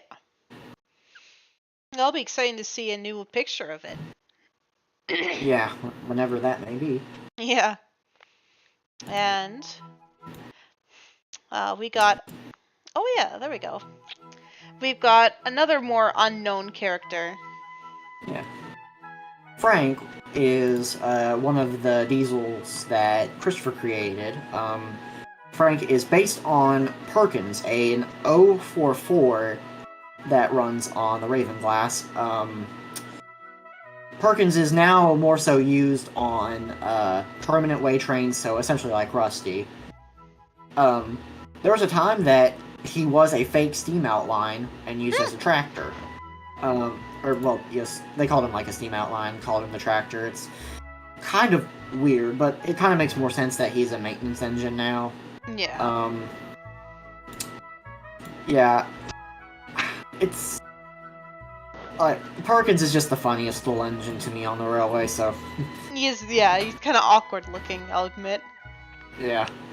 Alright, so my version of Frank is based on this little guy here, which is from the Maine Narrow Gauge Railroad, which, even though it says Maine, it did work in Canada for a little while, and despite the American flags too. But, yeah, it was a General Electric 23-ton, and it's also kind of got an awkward look with the trucks and whatnot, but yeah, that's my Frank. And mine is another engine that was hard to find info on. Swanton Pacific number 502, based on a 1/3 scale General Electric U-25 of the Southern Pacific inspired livery. I do not know 502's status post-fire compared to some of the other engines, but the shape is there, so... That's fair. Alright. And yes, another very book-centered one. Yeah, so Blister 1 and 2 are a pair of little shunters that were never mentioned in any of the regular books, but rather in one of the anthology books. They are based on Cyril, one of the Ravenglass's little shunters. Cyril was built by R.A. Lister in 1932 and was brought to the railroad in 1985. And again, art credits to O1 Salty on DeviantArt, as no official design of the Blister twins exists. Yeah. This one looks more natural, though, compared to Frank's. Yeah. Alright, so, this is again another General Electric 23-ton, except this one's for the Witten Machine Works, number 5. Again, there's not much details about these particular ones. As you can imagine, finding miniature gauge diesels are very rare, but, yeah, they're basically identical, but at least they have different liveries and different companies. Yeah. And once again, ironically, the shape is almost similar, but had to go back to Swanton Pacific. This time with their other diesel, 3502, a 1/3 scale EMD GP60M in a Chicago Northwestern inspired paint scheme. Once again, I don't know the status of 3502 post-fire, but obviously, it's almost like a cross between, you got a little bit of Cyril's paint scheme there, and got the yellow basing on their yellow stripes. So, kind of a livery combo. Definitely. And yeah, this is also very anthology based, I think. Yeah, so, Sigrid of Arsdale is, yet another unseen character. They are a 464 diesel hydraulic, specifically the Shayla of Eskdale. If I pronounce that wrong, somebody in the future, please correct me. Yet again, there's no official design. Art credits to O1 Salty. But Eskdale would have been built somewhere in between 56 and 57, and was brought to the railroad. Looks like probably just brought straight on. It actually was painted blue with a silver roof, much like Sigrid at one point, but has more so been two-tone green since 1978. It's very unique looking. It almost looks like a bus. Yes, and it is very funny to see a Hudson, if you may, as a diesel. Very true. So, yeah. Obviously, I couldn't find one that looked more like, of course, Sacred. But, again, best I could find is a General Electric 23-ton. This is for the Edaville Railroad. And number 2, again, looks basically the same. And is another miniature diesel. Yeah. And my choice is perhaps the most bizarre choice I could go with here.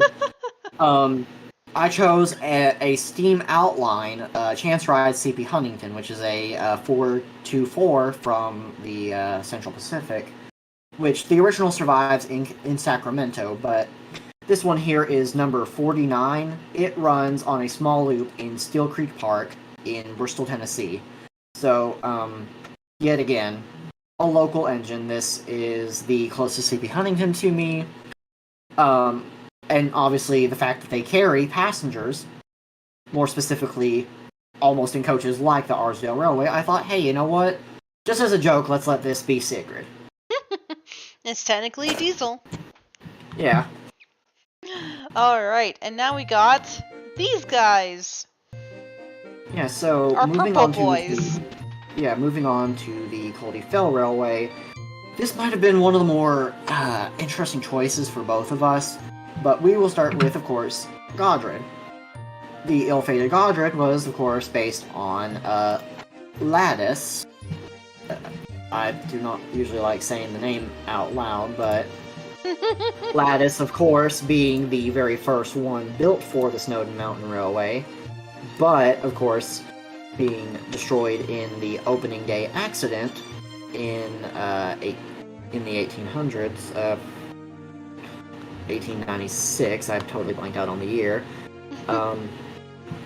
And obviously, the story says, it's up to debate whether Coldy was telling the truth, if Godred was scrapped or not, but Lattice was indeed used as spare parts to at least mend the original 5. Or, the original survivors, so. Mm-hmm.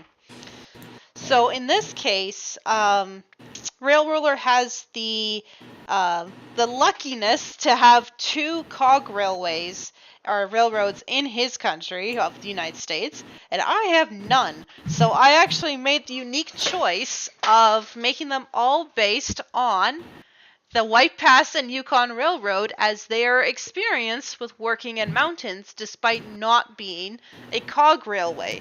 So I decided to go with number 52 from the White Pass and Yukon Railroad, which is a Mogul 260.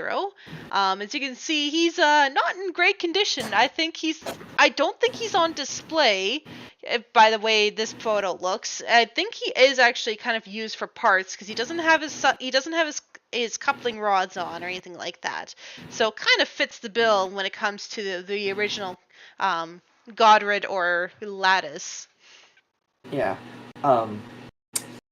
52 is kind of a hard one for me to keep track of, but I can obviously come back to this later and plug some info in the comments.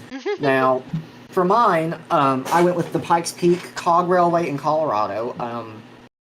I actually changed it up a little bit. That Godred would actually have been the original number 4 of the Pikes Peak Railway. Unfortunately, there are no photos, but the locomotive was scrapped after a runaway incident in, coincidentally, 1896. So, same year as Lattice's fall. Yeah. You'll definitely see in a moment as to why I chose the Pikes Peak engines to start. Mm-hmm. Speaking of which, let's move on to Ernest. Yes. So, Ernest is based on, of course, Snowden Mountain Railway number 2, Enid. Enid is actually, out of service right now. I'm not sure if permanent or just simply overhaul. It's hard to say with the railroad. Enid was named actually after the daughter that Lattice was named after. So, Yeah, but again, built in 1895, as with same as Lattice. Yeah. All right. All right. So my Ernest is actually 190, which of course Railroller has spoke upon, so I won't go into much detail, but this would be my Ernest. Yeah. And mine would be Pikes Peak Railway's number 1, which survives at the at Golden, Colorado. If you look closely, you'll notice that they are indeed an 042 type, so they really match. One interesting thing is the big cylinders. They were Vulcan compounds, which were not a commonly kept design. Many engines were built with that arrangement, but they, I think that these were the only ones that kind of survived in the compound form. All right. All right. Now we got Wilfred. Yes. So Wilfred is based on Snowden number 3. Lidfa. I hope I pronounced that one right. Yeah. So number 3 is one of the few that is operational right now of the Snowden fleet. So, depending on your Steam days, there is a chance that you'll still have trusty old Wilfred hauling you up the mountain. That would be pretty cool. All right. So I chose number 19, which is actually currently working at the Sumter Valley Railway, but of course was a White Pass and Yukon Mikado type. And I think, again, Railroller will probably have more details on this engine, but yeah, this is who I chose. Yeah, and actually to fill in, 19 was built under another number originally for the Sumter Valley, wound up at White Pass during World War II, and then returned to Oregon and restored in the 70s, and she still runs today. Okay. Yeah. Alright.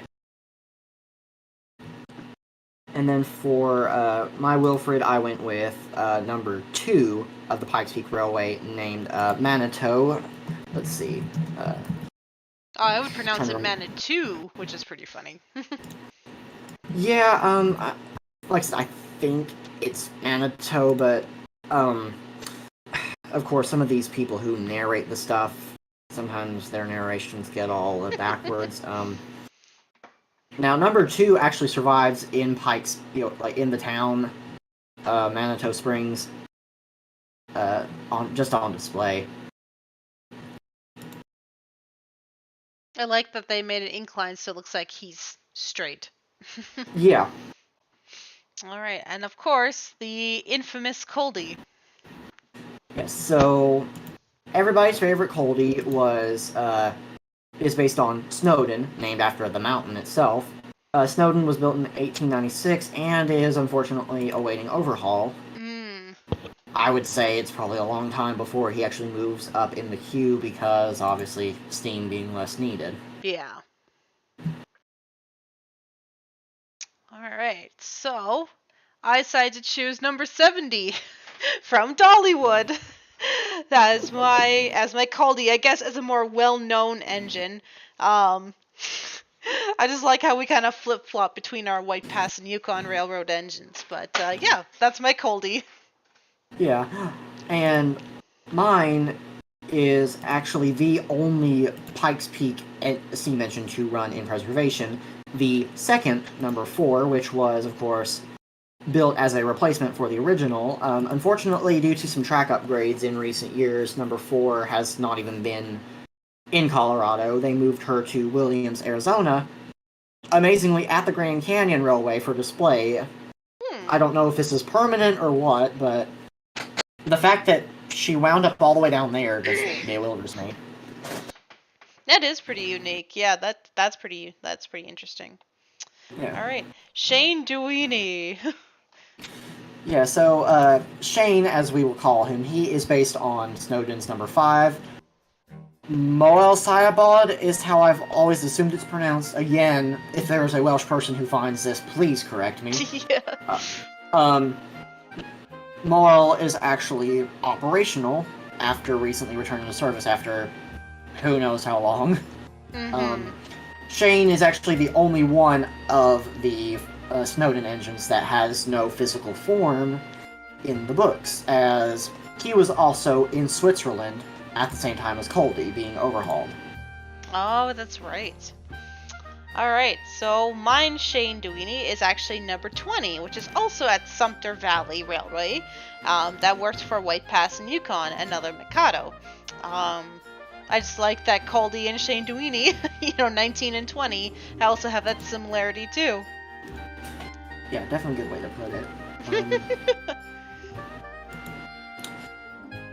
And my Shane is Pikes Peak number 5, which is on display at the Broadmoor Hotel. I can't remember what town it is. Broadmoor. Colorado Springs, I think? Maybe, yeah. Yeah. Interesting to note, number 5 is got some green accents compared to all black, from instead of like the other engines. Mm-hmm. Yeah, I mean, it looks cool. It suits him. Yeah. All right, and we got lovely Patrick. So Patrick, number 6, formerly known as Lord Harry, is based on number 6, built in 1922. Originally named Sir Harmud, he was later renamed Pattern. Or Padarn. Again, please Something correct me. Something like that, yeah. And number 6 is still operational at Snowden, the only of the younger engines to still be in operation. Okay. I chose 192 for this one. That's Cinderella, right? 192 is Katie. Oh, it's Katie. Okay. It would have been funny if it was Cinderella, but, it still works that I decided to choose 192. And also, lovely picture of 192. That is one of the best photos anybody's taken of her. Alright. And now, departing from Colorado, we move over to the Mount Washington Cog Railway in New Hampshire. I chose number 8 specifically because of the different names. Originally, number 8 was called Tip Top, but was later changed to Musalk or something like that. Oh, I don't even know how to pronounce that. Yeah, a lot of these names are very different. I would assume it is for whatever natives originally inhabited the Mount Washington area. So, yeah, that's now. Of course, Tip Top is on display. The pipe Mount Washington doesn't really run but 2 steam engines anymore. That's fair. All right, and we got Alaric. He's actually got a cool sounding name. Yeah, so Alaric was, for some reason, drawn in the very first story, despite not being built at the time. But he is based on one of the 3 younger engines as well, number 7. Originally named Alwyn, then renamed Ralph Sadler, and then later just Ralph. I don't know what kind of derailment, but he was involved in a derailment in 1987. Unfortunately, after being withdrawn from service, he's been dismantled and is stored somewhere off-site. No prospect of returning to steam. That's unfortunate. Yeah. Alright, so, actually, and there's my version of Alaric, which is actually 195, which is not in great condition right now. I'm assuming it's also being used for parts, or it's just sitting out there, but, yeah, it's next to the White Pass main line. I think it's just been repainted in the last few months, so okay, that would make sense. Yeah. Hopefully we can find an updated photo, but it took a long time before 195 got better condition. And of course we know the Alaska wilderness is not friendly on machines, so... Definitely not. And I went with, for the Mount Washington side, I went with number 9, Wambeck, one of the 2 that is still actually in operation.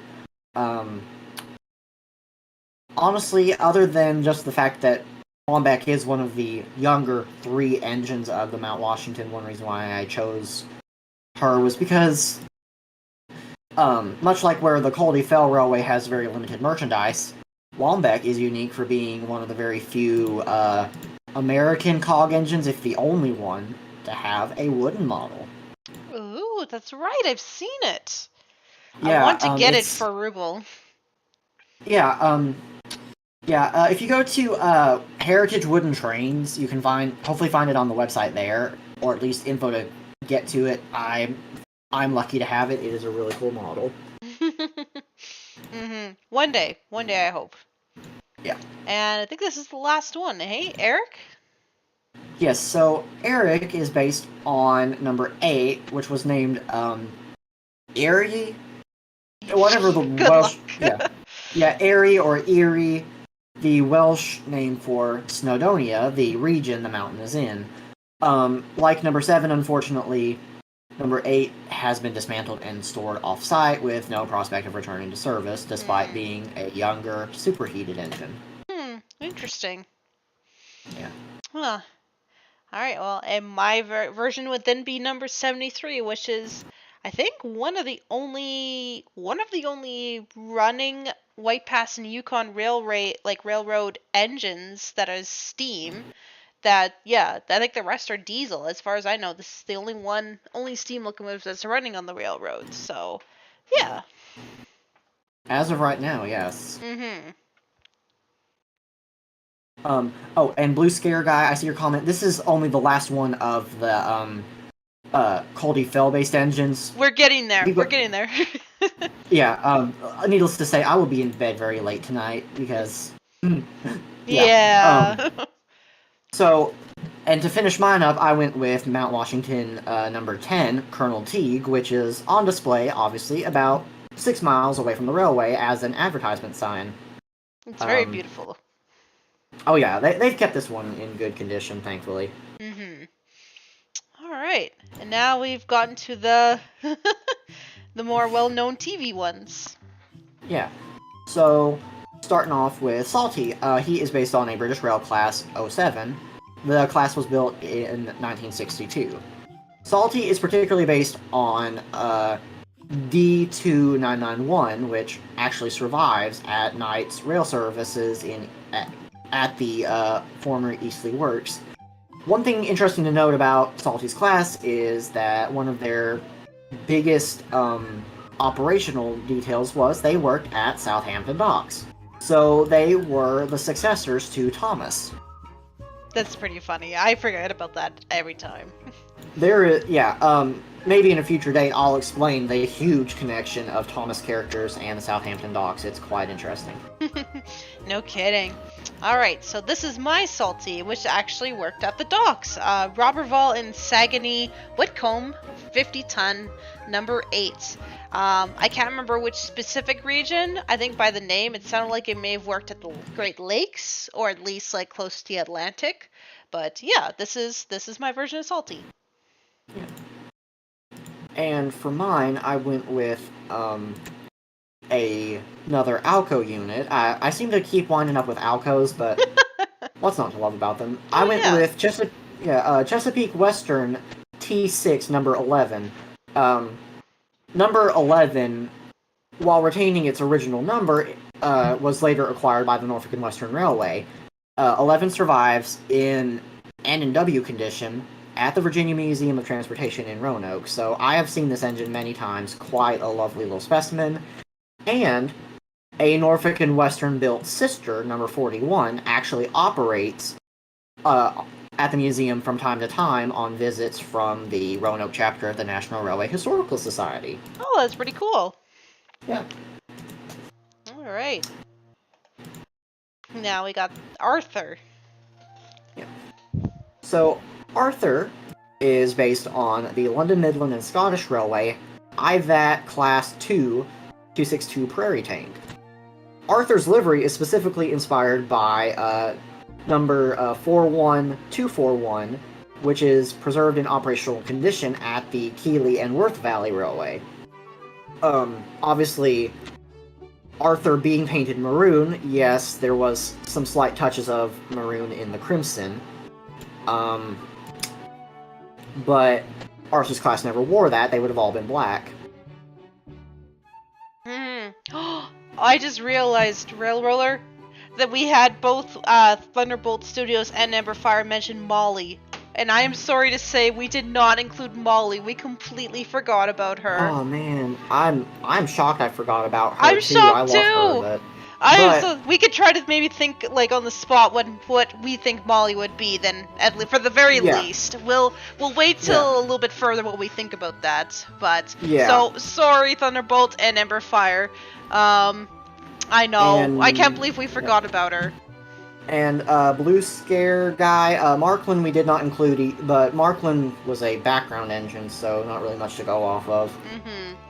Alright, so my version of Arthur would actually be based on a operational steam locomotive from I hope I say this right, the Calcasieu Paper Company, which is also a mogul, from 107. And I think this one's either in Alberta or right by BC, I can't remember specifically. But yeah, I figured this was a nice unique engine that could be based on him.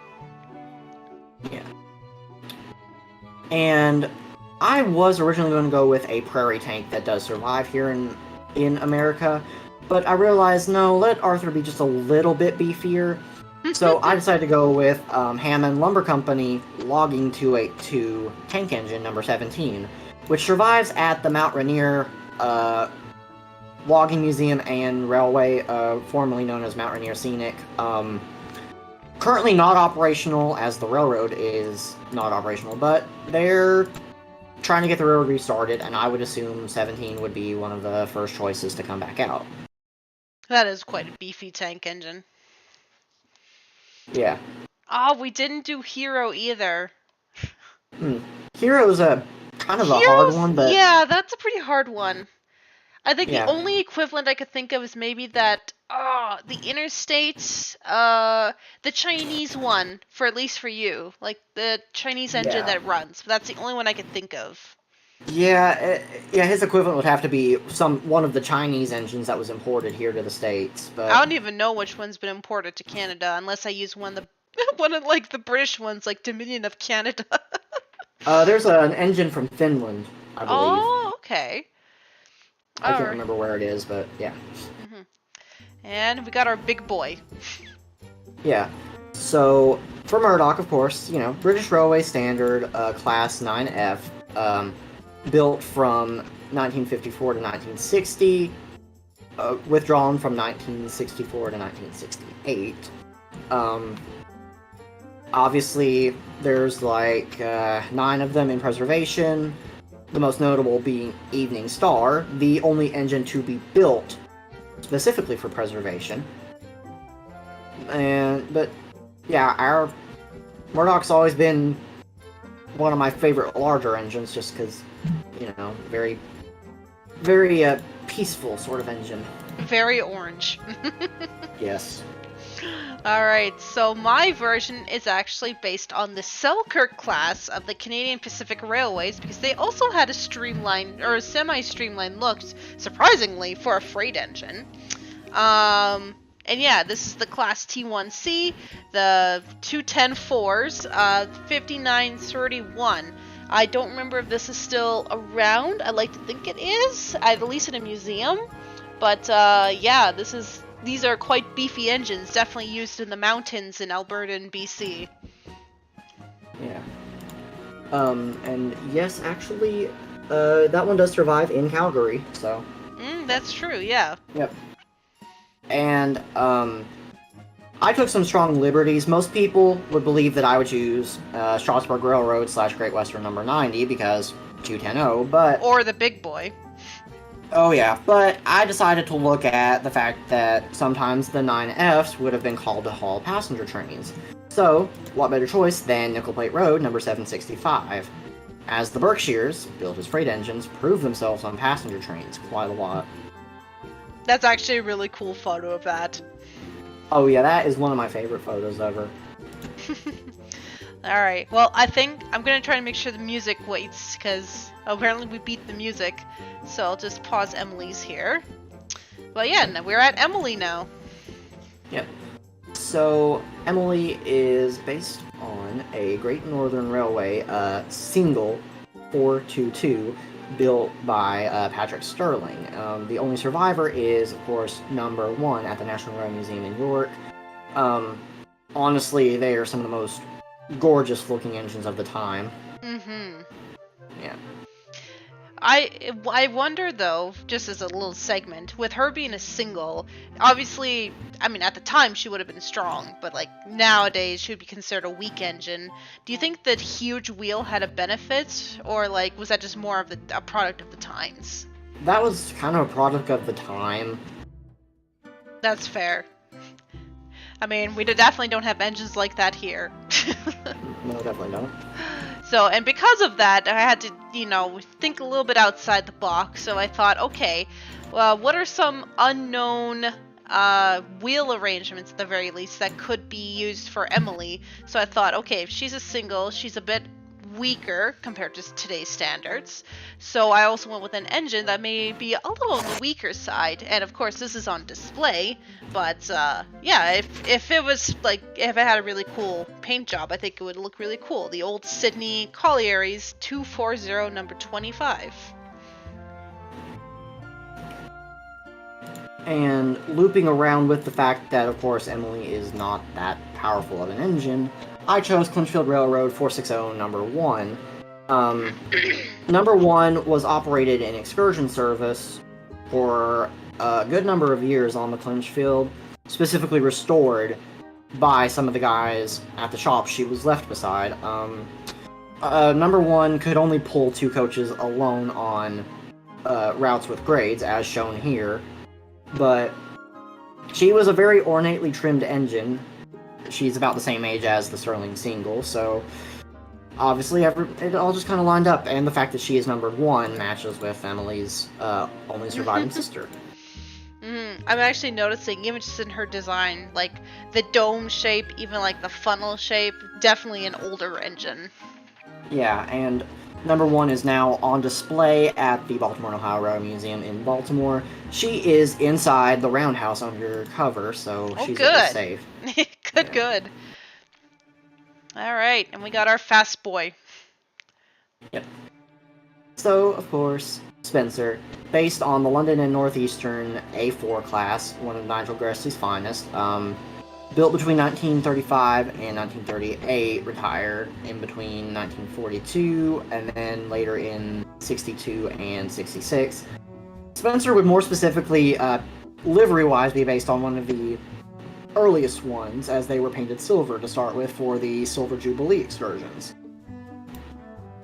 And now they're most commonly blue, green. Is there one black? Right now, Sir Nigel Gressley is wartime black, but is soon to be expected to go back into British Railways dark blue. Gotcha. So excited for that. Alright. So I decided to go same road as Canadian Pacific, like Gordon, but I decided to go with a 480 instead. Now, Canadian Pacific is more known for its Hudsons, its Royal Hudsons, the 464s, and Canadian National is known more for its, 484 class. But I was like, you know what? I'm sure there's Canadian Pacifics out there, and sure enough, 3100 is one of those that I would deem to be a good comparison and probably a little bit faster than Gordon's counterparts. And where I chose Gordon to be a New York Central engine, I almost made Spencer a Hudson as well, but I realized, why not make him a rival from another railway? So I thought, Southern Railway, PS4 type number 1380, the only PS4 to be streamlined. Obviously, 1401 at the Smithsonian in Washington, D.C. is the only one of the class surviving, but 1380 was definitely a standout. Even, I'm just noticing the stairs, like, by, on, not the flip plate, but, like, the little stairs right by it, they're even streamlined and curved. Yep, that was one thing that a lot of the American streamline designers took into account for maintenance reasons. I mean, it's a good idea. Alright. Gotta pause Rosie's music here, and now we're on to Rosie. Yep. So, Rosie is based on a U.S. Army Transportation Corps S-100 060 tank engine. Some of these were sold to the Southern Railway, just simply called the USA class. They were built between 1942 and 43. And what is really interesting is, yet again, the Rosie's specific class that went to the British Southern wound up working at Southampton Docks alongside Thomas. Thus, kind of plays into that whole fact of why she was so obsessed with him. That also plays into the fact that a lot of people ship them. Yeah. Hi, former Thomas Rosie shipper here.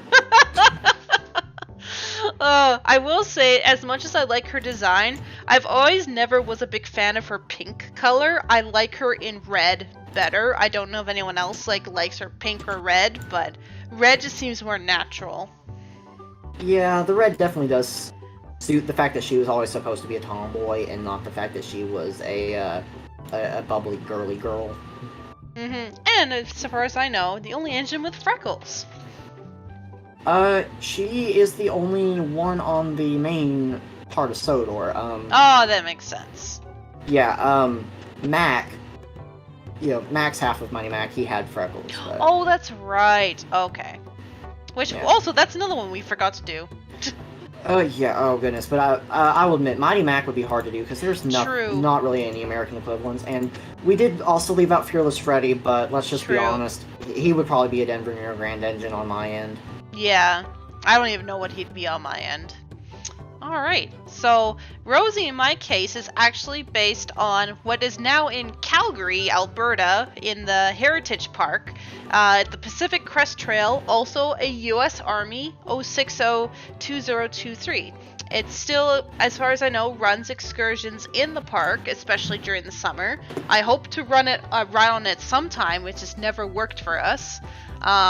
It also hosts Thomas events, so yeah, it's a pretty fun park. And I think there's a couple other U.S. Army engines that are at the park, but this is the one that I decided to pick for Rosie. And also continuing on the Army theme, I decided to actually go a little bigger. Rosie is, on my end, based on an S-160-280, specifically number 1702. 1702 was the first Baldwin-built S-160, and wound up on the Great Smoky Mountains Railroad in Bryson City, North Carolina, in the 1990s. 1702 is still operational. This picture was taken in 2020. She has now been repainted to look a little more southernized. Oh, okay. I have yet to see her in this livery, but she is actually running fall color trips right now. Oh, that'd be beautiful. Yeah. Another reason why fall's my favorite season. Exactly. Also, I love sweaters and blankets. Oh yeah, sweater weather. Alright. Hey. Now we got Neville. Yep. So Neville is another Southern Railway design. He is the Oliver Bully designed Q1 class. These were built as one of the ugliest engines to some people.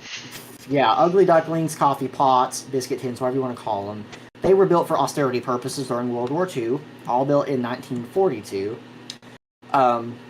They were withdrawn between 63 and 66, with 33001 as the sole survivor. Neville is based on 33010, which I'm amazed to find a color photo of, but... Yeah. So, while Neville is probably one of the funniest looking engines, he is definitely one of those that I wished was fleshed out more, just for the fact that the Q1s outperformed the service they were built for, so... Oh yeah, they were vital for, the UK's essentially, getting through the war and after the wartime. Yeah, and plus, the one survivor has worked on the Bluebell Railway, so there's some preservational bias there. Mm-hmm. Alright. So, of course, not much for, ugly, quote-unquote, ugly engines. But here's one that I actually got the pleasure of seeing this summer, is 73 from Northern Alberta Railways, the only surviving Northern Alberta Railways engine, which is a Consolidation 280. This one is only on display. It's not operational. However, I think just because, I wanted to bring 73 into this, and I was just like, finally, I could bring him into here. And, Consolidations like the 060s in UK, were good workhorses. So I'm sure 73 also had a lot of work, during the wartime. Even though Canada never got affected, they still helped out with the war. Yeah. Now, I took probably one of the strongest liberties of all of my designs with Neville.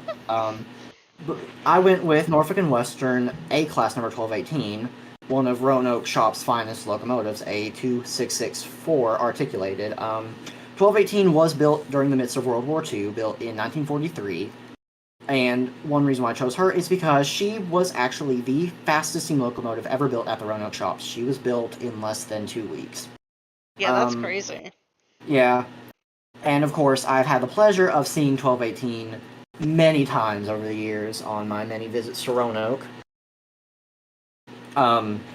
Honestly, I guess part of the reason why, other than just the fact that the A-Class also was a very outperforming class, I guess, since the S-160s were already claimed for Rosie, I had to go with some sort of other war baby. You know what I just realized would have been a good choice for Neville if we want to go into quote-unquote, like, weird or ugly territory? What might that have been? The camelbacks. Oh, yes. I just realized, like, all that could have... Because I know Canadian Pacific at one point did have a camelback. So, I could have had a camelback here. Did we do Ginty and Pug? No, we didn't do Ginty and Pug. No, they were another hard one to do. Yeah. Now, you mentioning Molly, actually, I think being here at Neville would be a good spot to mention Molly. True, on the spot, I will go to Pennsylvania Railroad territory again. I would make her an E6 Atlantic, number 460, the Lindbergh engine that survives at RRMPA, across the street from the Strasburg Railroad. Give me 1 second, I'm just going to look up the engine number. I think I know what my Molly would be. Just give me a moment.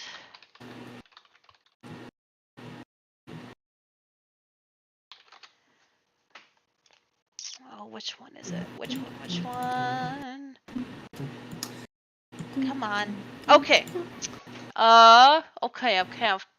There we go. Okay, so my Molly would be based off of I think this is Canadian National, or is it Canadian Pacific? Let's double check this because for some reason it's not telling me.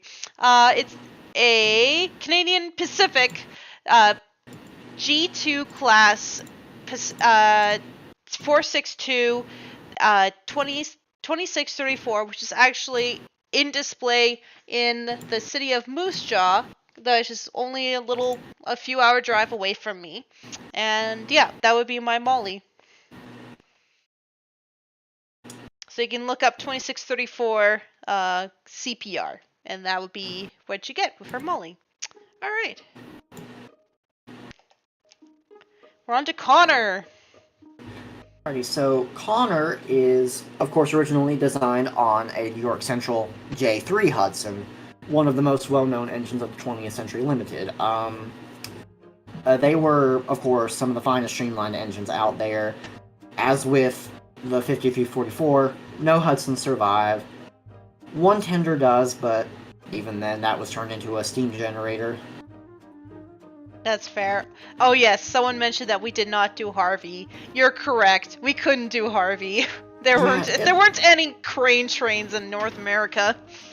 Yeah, he probably would have just have to have been a modified, a modified shunter. So basically, so yes, you're correct. We did not do Harvey.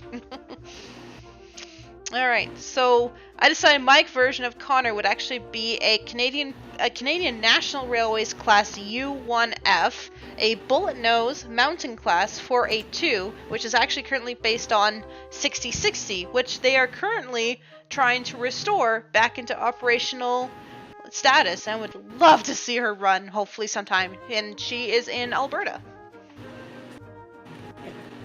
And for my Connor, I decided to jump away from the New York Central just for this. I made her Frisco 482, number 1522. Obviously, 1522 being one of the most well-beloved mountain class. She is, of course, an engine I want to see run, but, of course, I know the situation at Enmont really does not allow for it, but obviously, I kind of get that from Connor, that if he really had the chance to, I think he could be an engine to just storm up a grade with a fierce stat talk. Yeah, he seems like that kind of engine. Yeah. Alright, and of course his counterpart, Caitlin. Yeah, so Caitlin is a Baltimore and Ohio P7 Class 462, a streamlined 462. Unfortunately, the only one that survives, number 5300, the George Washington, is unstreamlined. But he survives, also in Baltimore, I think undergoing a cosmetic restoration. That'd be cool if they made it streamlined. I wish. Alright, so I decided to choose one of the only preserved, like there's very few, if only one, Canadian National Railways streamlined U4A 484 6400. I'll admit I'm not the biggest fan of this look in the streamlines, but you know what? It's part of Canadian history, and if we're going to put a streamline engine in, it might as well be here. Yeah. And as for my Caitlin, again, she is unstreamlined to kind of parallel with Connor. She stayed Baltimore and Ohio, but this time she's upgraded to a 482, number 5569. This was just simply the best picture I found of one pulling passenger trains. Sadly, no B&O 482 survived, but I could easily see this being a true rival to 1522. Oh yeah, I could see that too. Alright, and we got Rebecca.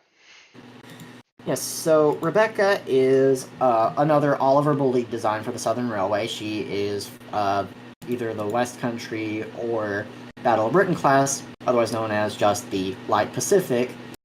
There are 10 Light Pacifics preserved in both rebuilt and unrebuilt form.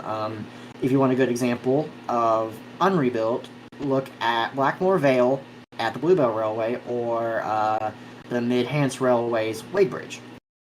Oh, okay. Alright, so my Rebecca, I decided to go with a 464 to kind of complement Gordon. And, oh my goodness. Hold on, we're getting some spam messages that are just dumb here. Oh. Let me just block. Hold on. Block. There. There we go. So I decided that I would go and complement kind of Gordon's wheel arrangement and go with a 464 as well, with 5700 class K5A. And yeah, this is a big engine. And yeah, kind of have that Canadian National and Canadian Pacific working together with their green and maroon kind of color schemes, kind of complementing too. Yeah. Now, for my Rebecca, if y'all know my profile picture, you know exactly where this is heading. My Rebecca is none other than Norfolk and Western J-Class, number 611. My favorite steam locomotive. Honestly, I think one big reason why I chose Rebecca to be 611, other than, of course, just personal bias, is I feel like that it kind of makes sense because the Hudsons, of course, on the New York Central were J's. So, of course, why not have a totally different J class to complement Gordon? Also, if somebody here wants to kidnap me and take me to Pennsylvania, I have not seen 611 in 3 years, and I am starting to go crazy. Yeah, crazier than normal. Yeah. Yes. All right, we got Ryan here. Ryan is based on another Great Northern design by Nigel Gressley, the N2 class 062. The class was built between 1920 and 1929, withdrawn mostly from 57 to 62. The only one that survives is 1744 at the North Norfolk Railway. It is said that while Ryan is numbered 1014, he is more specifically supposed to be directly based on 1744. Hmm. You know, funny enough, he's got a short, stumpy dome and a short, stumpy funnel. He just needs a short, stumpy boiler, and he could almost be Thomas. I think that was part of the idea of choosing him to be an N2. That way, he was a little larger, but still a kind of counter to Thomas. That's fair. I decided to go with a Pacific, more utility engine at this point, and a Ontario Northland Railway 702.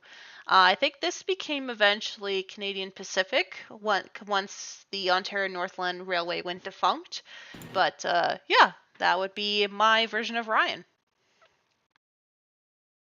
And mine is one of the very few suburban tank engines we had here in the United States. He is based on the Central Railroad of New Jersey 464 tank number 230. Unfortunately, none of the Jersey Central ones survive, but a few of the Canadian National 464 tanks survive. They're very nice little engines. I could have seen one of them winding up at Strasbourg if the winds had changed. I'll just go to a quick segment into the chat here. Actually, Soldier Fox, you missed it a while back, but Gordon, I actually based Gordon on a sister, basically, of 2816, which is actually 2819. So if you want to go back through the video to find Gordon, you'll at least see 2819 there. All right, now we'll try to speed this up because I know it's very late for a lot of people, especially Railroller here. So we'll try to go as fast as we can through the rolling stock and just various other.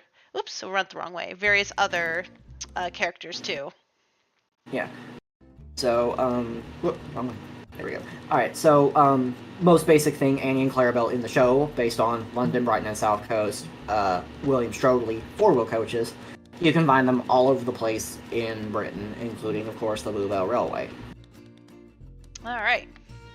So, yeah, I've basically decided I would use one Canadian National from Canadian Car and Foundry, which is the passenger car, 5069, and Canadian Northern Railway Canadian Car and Foundry Combine, 7379, as my Annie and Clarabelle.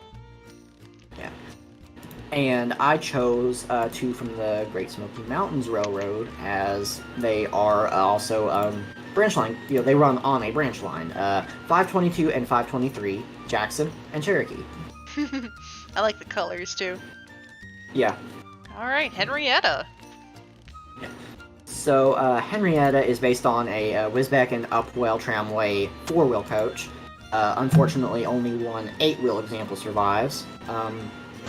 But, yeah, everybody's favorite coach wife. True. And Blue Scare Guy, just to say, Elsie, we did not include, nor did we include Victoria. Yeah, there's several of the characters I will admit we probably did overlook, and we just didn't realize it, but... Yeah.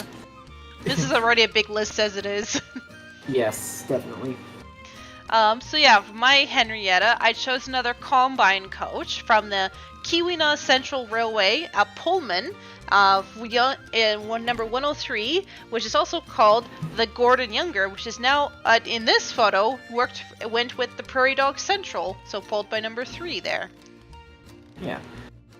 I also chose a Combine for Henrietta, and as luck would have it, I went with the Mammoth Cave Railroad Combine car number 2, which happens to be behind the number 4 in Kentucky. So, as luck would have it, my Toby has his complimenting Henrietta already with him. You lucked out so well with that one. Definitely. Alright, Spiteful Brakeman! Yes, so our very good essential friend is based on a British Railway 20-ton brakeman. You'll find them all over the place in Preservation too. They always look so unique compared to our cabooses. Definitely. Mine, I decided to go with a atypical caboose, the more, I forget the term for it, but just the ones with the window from the Essex Terminal Railway, number 54. Yeah. And I went with a wooden design to kind of account for the fact of how the Spiteful brake van just kind of splintered away into wood. Santa Fe 1314. I believe this is at the Rail Giants Museum in Pomona, California, but I'm not quite sure. Okay. All right. And we got Toad.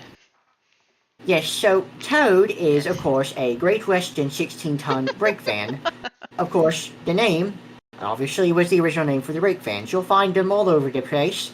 Unfortunately, they aren't usually run with Mr. Oliver. You just had to do it. You just had to. Yes, my favorite voice to do. And Drew thinks so too. Yep. Alright, so my Toad, I decided to go with a wooden caboose, the Grand Trunk Pacific, of course, to go with Duck and Oliver. The Grand Trunk Pacific Railway from Canadian Car Company, number 77704. Yeah.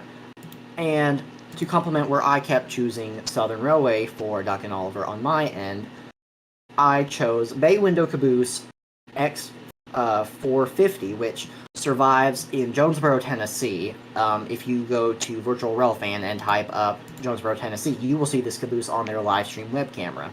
That's right. I like to watch the Rebel Stoke one on Virtual Railfan.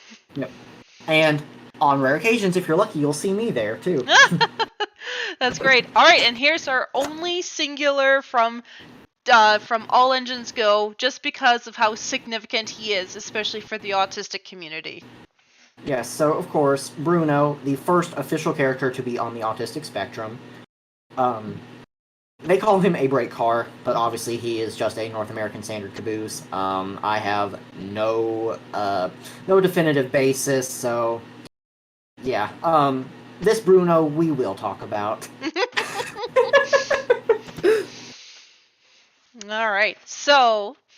And of course, in honor of Ruble being autistic too, this is the one thing I will say the show did well on.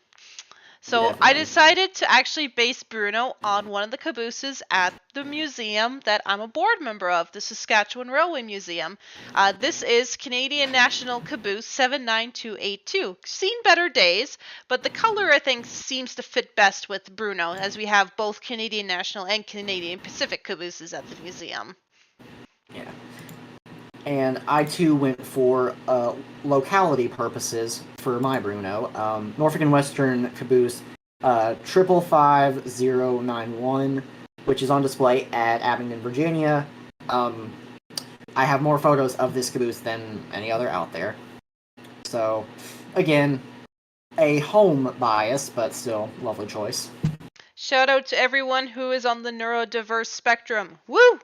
Yes. There's probably a good chunk of us that are right now, as I too have ADHD, so yay! And I may be autistic. I have not pursued a professional diagnosis yet, but I have a lot of the signs, so. So yeah, we got a good representation here. All right, so we just kind of did a generalization here. Yeah, the troublesome trucks were probably the hardest one for me to come up with, but obviously they're based on the seen everywhere 7-plank wagons. Yeah, not a lot to say other than the fact that obviously they can easily be crushed. Exactly. Oh, I did not change the settings for that song. That's okay. So, yeah, the best one I decided to go... I think we both went with gondola cars. We have a bunch of different kind of cars we could go with, like hoppers and tankers and box cars and whatnot, but gondolas seem to fit the best in this bill. So, yeah, this is just a typical Canadian Pacific gondola car. I think I forgot to put the number in it. You could kind of see it on the box car. 345, I think it's 668. It's also at the museum. But yeah, that's one of my troublesome trucks. Yeah. And mine, these are a lot more modern ones from what I can tell just by my research on the picture, but, just your standard flat gondola you'll find on the North American railways. Nothing too flashy. Yeah. And, yeah, just other General Express and other mainline coaches, yeah. Yeah, obviously, they're just all various coaches, like Gordon's being Southern Railway coaches, Spencer's being a Pullman coach. Yeah, it's pretty self-explanatory. Like, here's just some we decide to pick. Yeah, it's... We don't need to go into detail with these. We just figured, let's just pick some. Yeah. All right, and then, oh yeah, and some others too, like this one. Yeah, we had to fit 2 slides in per set of coach. You know, to fit all the mainline coaches. It was Yeah. a lot of work.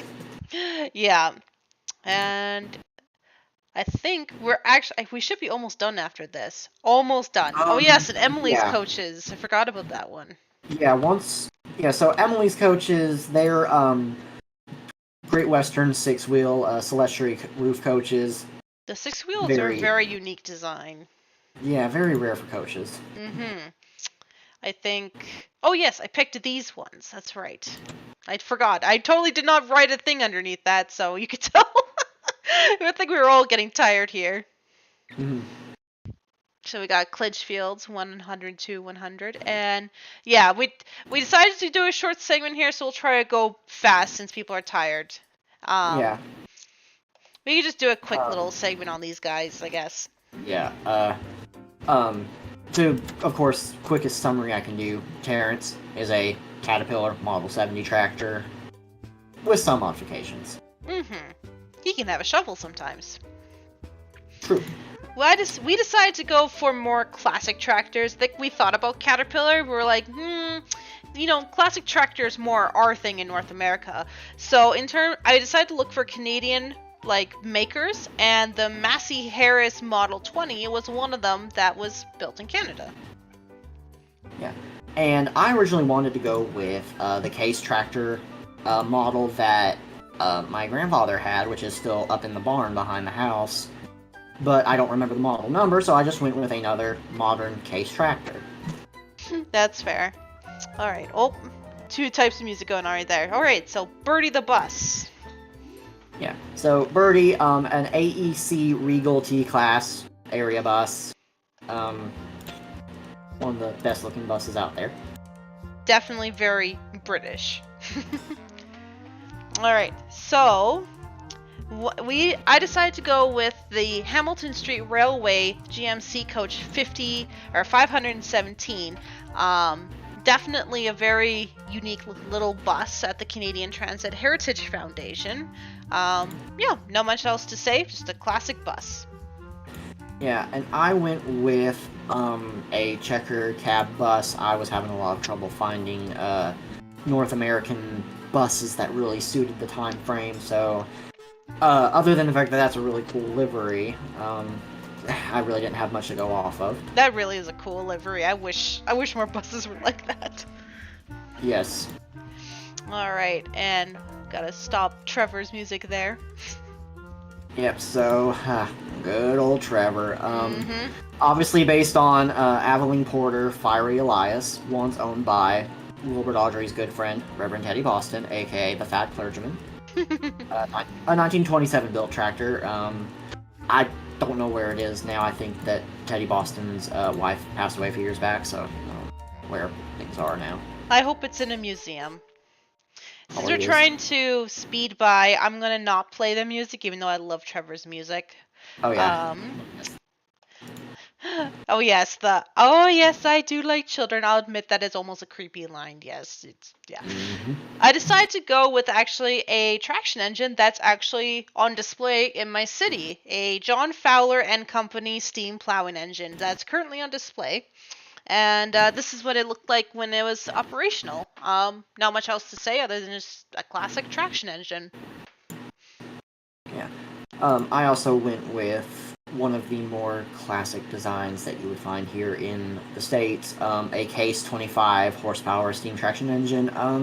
I've never seen one of these in person, barely seen any steam traction engines in person for that matter, but... I'm impressed yours has a roof. Yeah, that just happened to be the first one I find that was suitable. Well done. Alright, oh yeah, we could play Harold's for a bit here. Alright, yeah. Harold! Yeah, Harold is a Sikorsky S-55. I discovered that actually was a American Army or Navy thing used in the Korean War. Yeah, and Harold specifically, they normally had the wheels, right? But with Harold, they put pontoons on. Because a few of them had pontoons. Yeah. Alright, so actually, funny enough, I think we both chose also Sikorsky helicopters. Funny enough, the exact same model for Harold were operated in Canada, and this one's currently is it in the airspace in no the like something space museum. It's got space and aircrafts, but yeah, this is the Sikorsky S555, as well as also known as the H04S3 as its military name. And I went with the Sikorsky H5. Honestly, I'll just admit, I am not much a fan of aviation, so I have very little knowledge on the details of these things. Very unique though, with the singular wheel, like in the front. Yeah. Alright, and of course there's good old George. Yep. Just a classic, another steam vehicle. Yeah, a member of the class also being owned by Teddy Boston. Teddy had a lot of steam vehicles, my goodness. Yeah, oh yeah, he had some private steam engines too, so. Very cool. Alright, so my version of George actually also is preserved in one of the museums in my province. I think this one is in North Battleford. The Waterous Road Roller. Not much is known on. I mean, it's also got a roof, so pretty impressive. Yeah. And mine, I just went with yet another Taste steamroller. Don't have much info on what model it is, but funny enough, I will say I've seen a whistle just like what is on it in an antique store. Oh, that's pretty cool. Yeah. All right. Then I made the mistake of telling some people it existed. No, I'm from Saskatchewan. All right, we got Bulgy the double-decker bus. Yep, an AEC, ironically, Bridgemaster. We realized the pun when we found that out. Yeah. And actually, there are some actual British vehicles modified for, of course, Canadian roads that are currently in Ontario for Niagara Falls tours. The AEC Routemaster double-decker bus. Slightly different than the Bridgemaster. Yeah. And I decided to give a little bit of Bulgy's personality to say that he was a fagial, I have no idea how to say that. A double-decker bus. This one looked like that he was used for a parlor car service in the Mayflower Hotel in Washington, D.C. Way older than the Bridgemasters, but I still thought it suits for Bulgy thinking he's the best of the best. Very true. Oh, I can't go anymore. I think we are done. Wow, this is definitely one of the most powerful presentations I've done. To any teacher that made me do a PowerPoint, this was not actually because of you. This was because of my random burst of motivation, so... Yeah, it's been a long time since I've done PowerPoints, too. Yeah. Over 12 years. Yeah. Alright, well, we definitely missed some characters, but that's okay. Like, it's always up to interpretation, and yeah, it's fun to speculate what different areas of the world would look like if they had their own Sodor. Yeah, and I will definitely say that while one of the biggest things for my thing was not just researching the actual bases of what I wanted, but trying to find the right picture. Obviously, as you can tell for some of mine, I could just plug my own photos to make it easier, but it was some of these engines. It was actually a struggle to find photos for. Oh yeah, I can. Well, mine were more defunct, so yeah, it was pretty hard for some of them. Yeah, and I think just for everybody's sake, when we do potentially link the slideshow, it'd probably be a good idea to link the document of where we got all of our photos, just so that way everything is properly credited.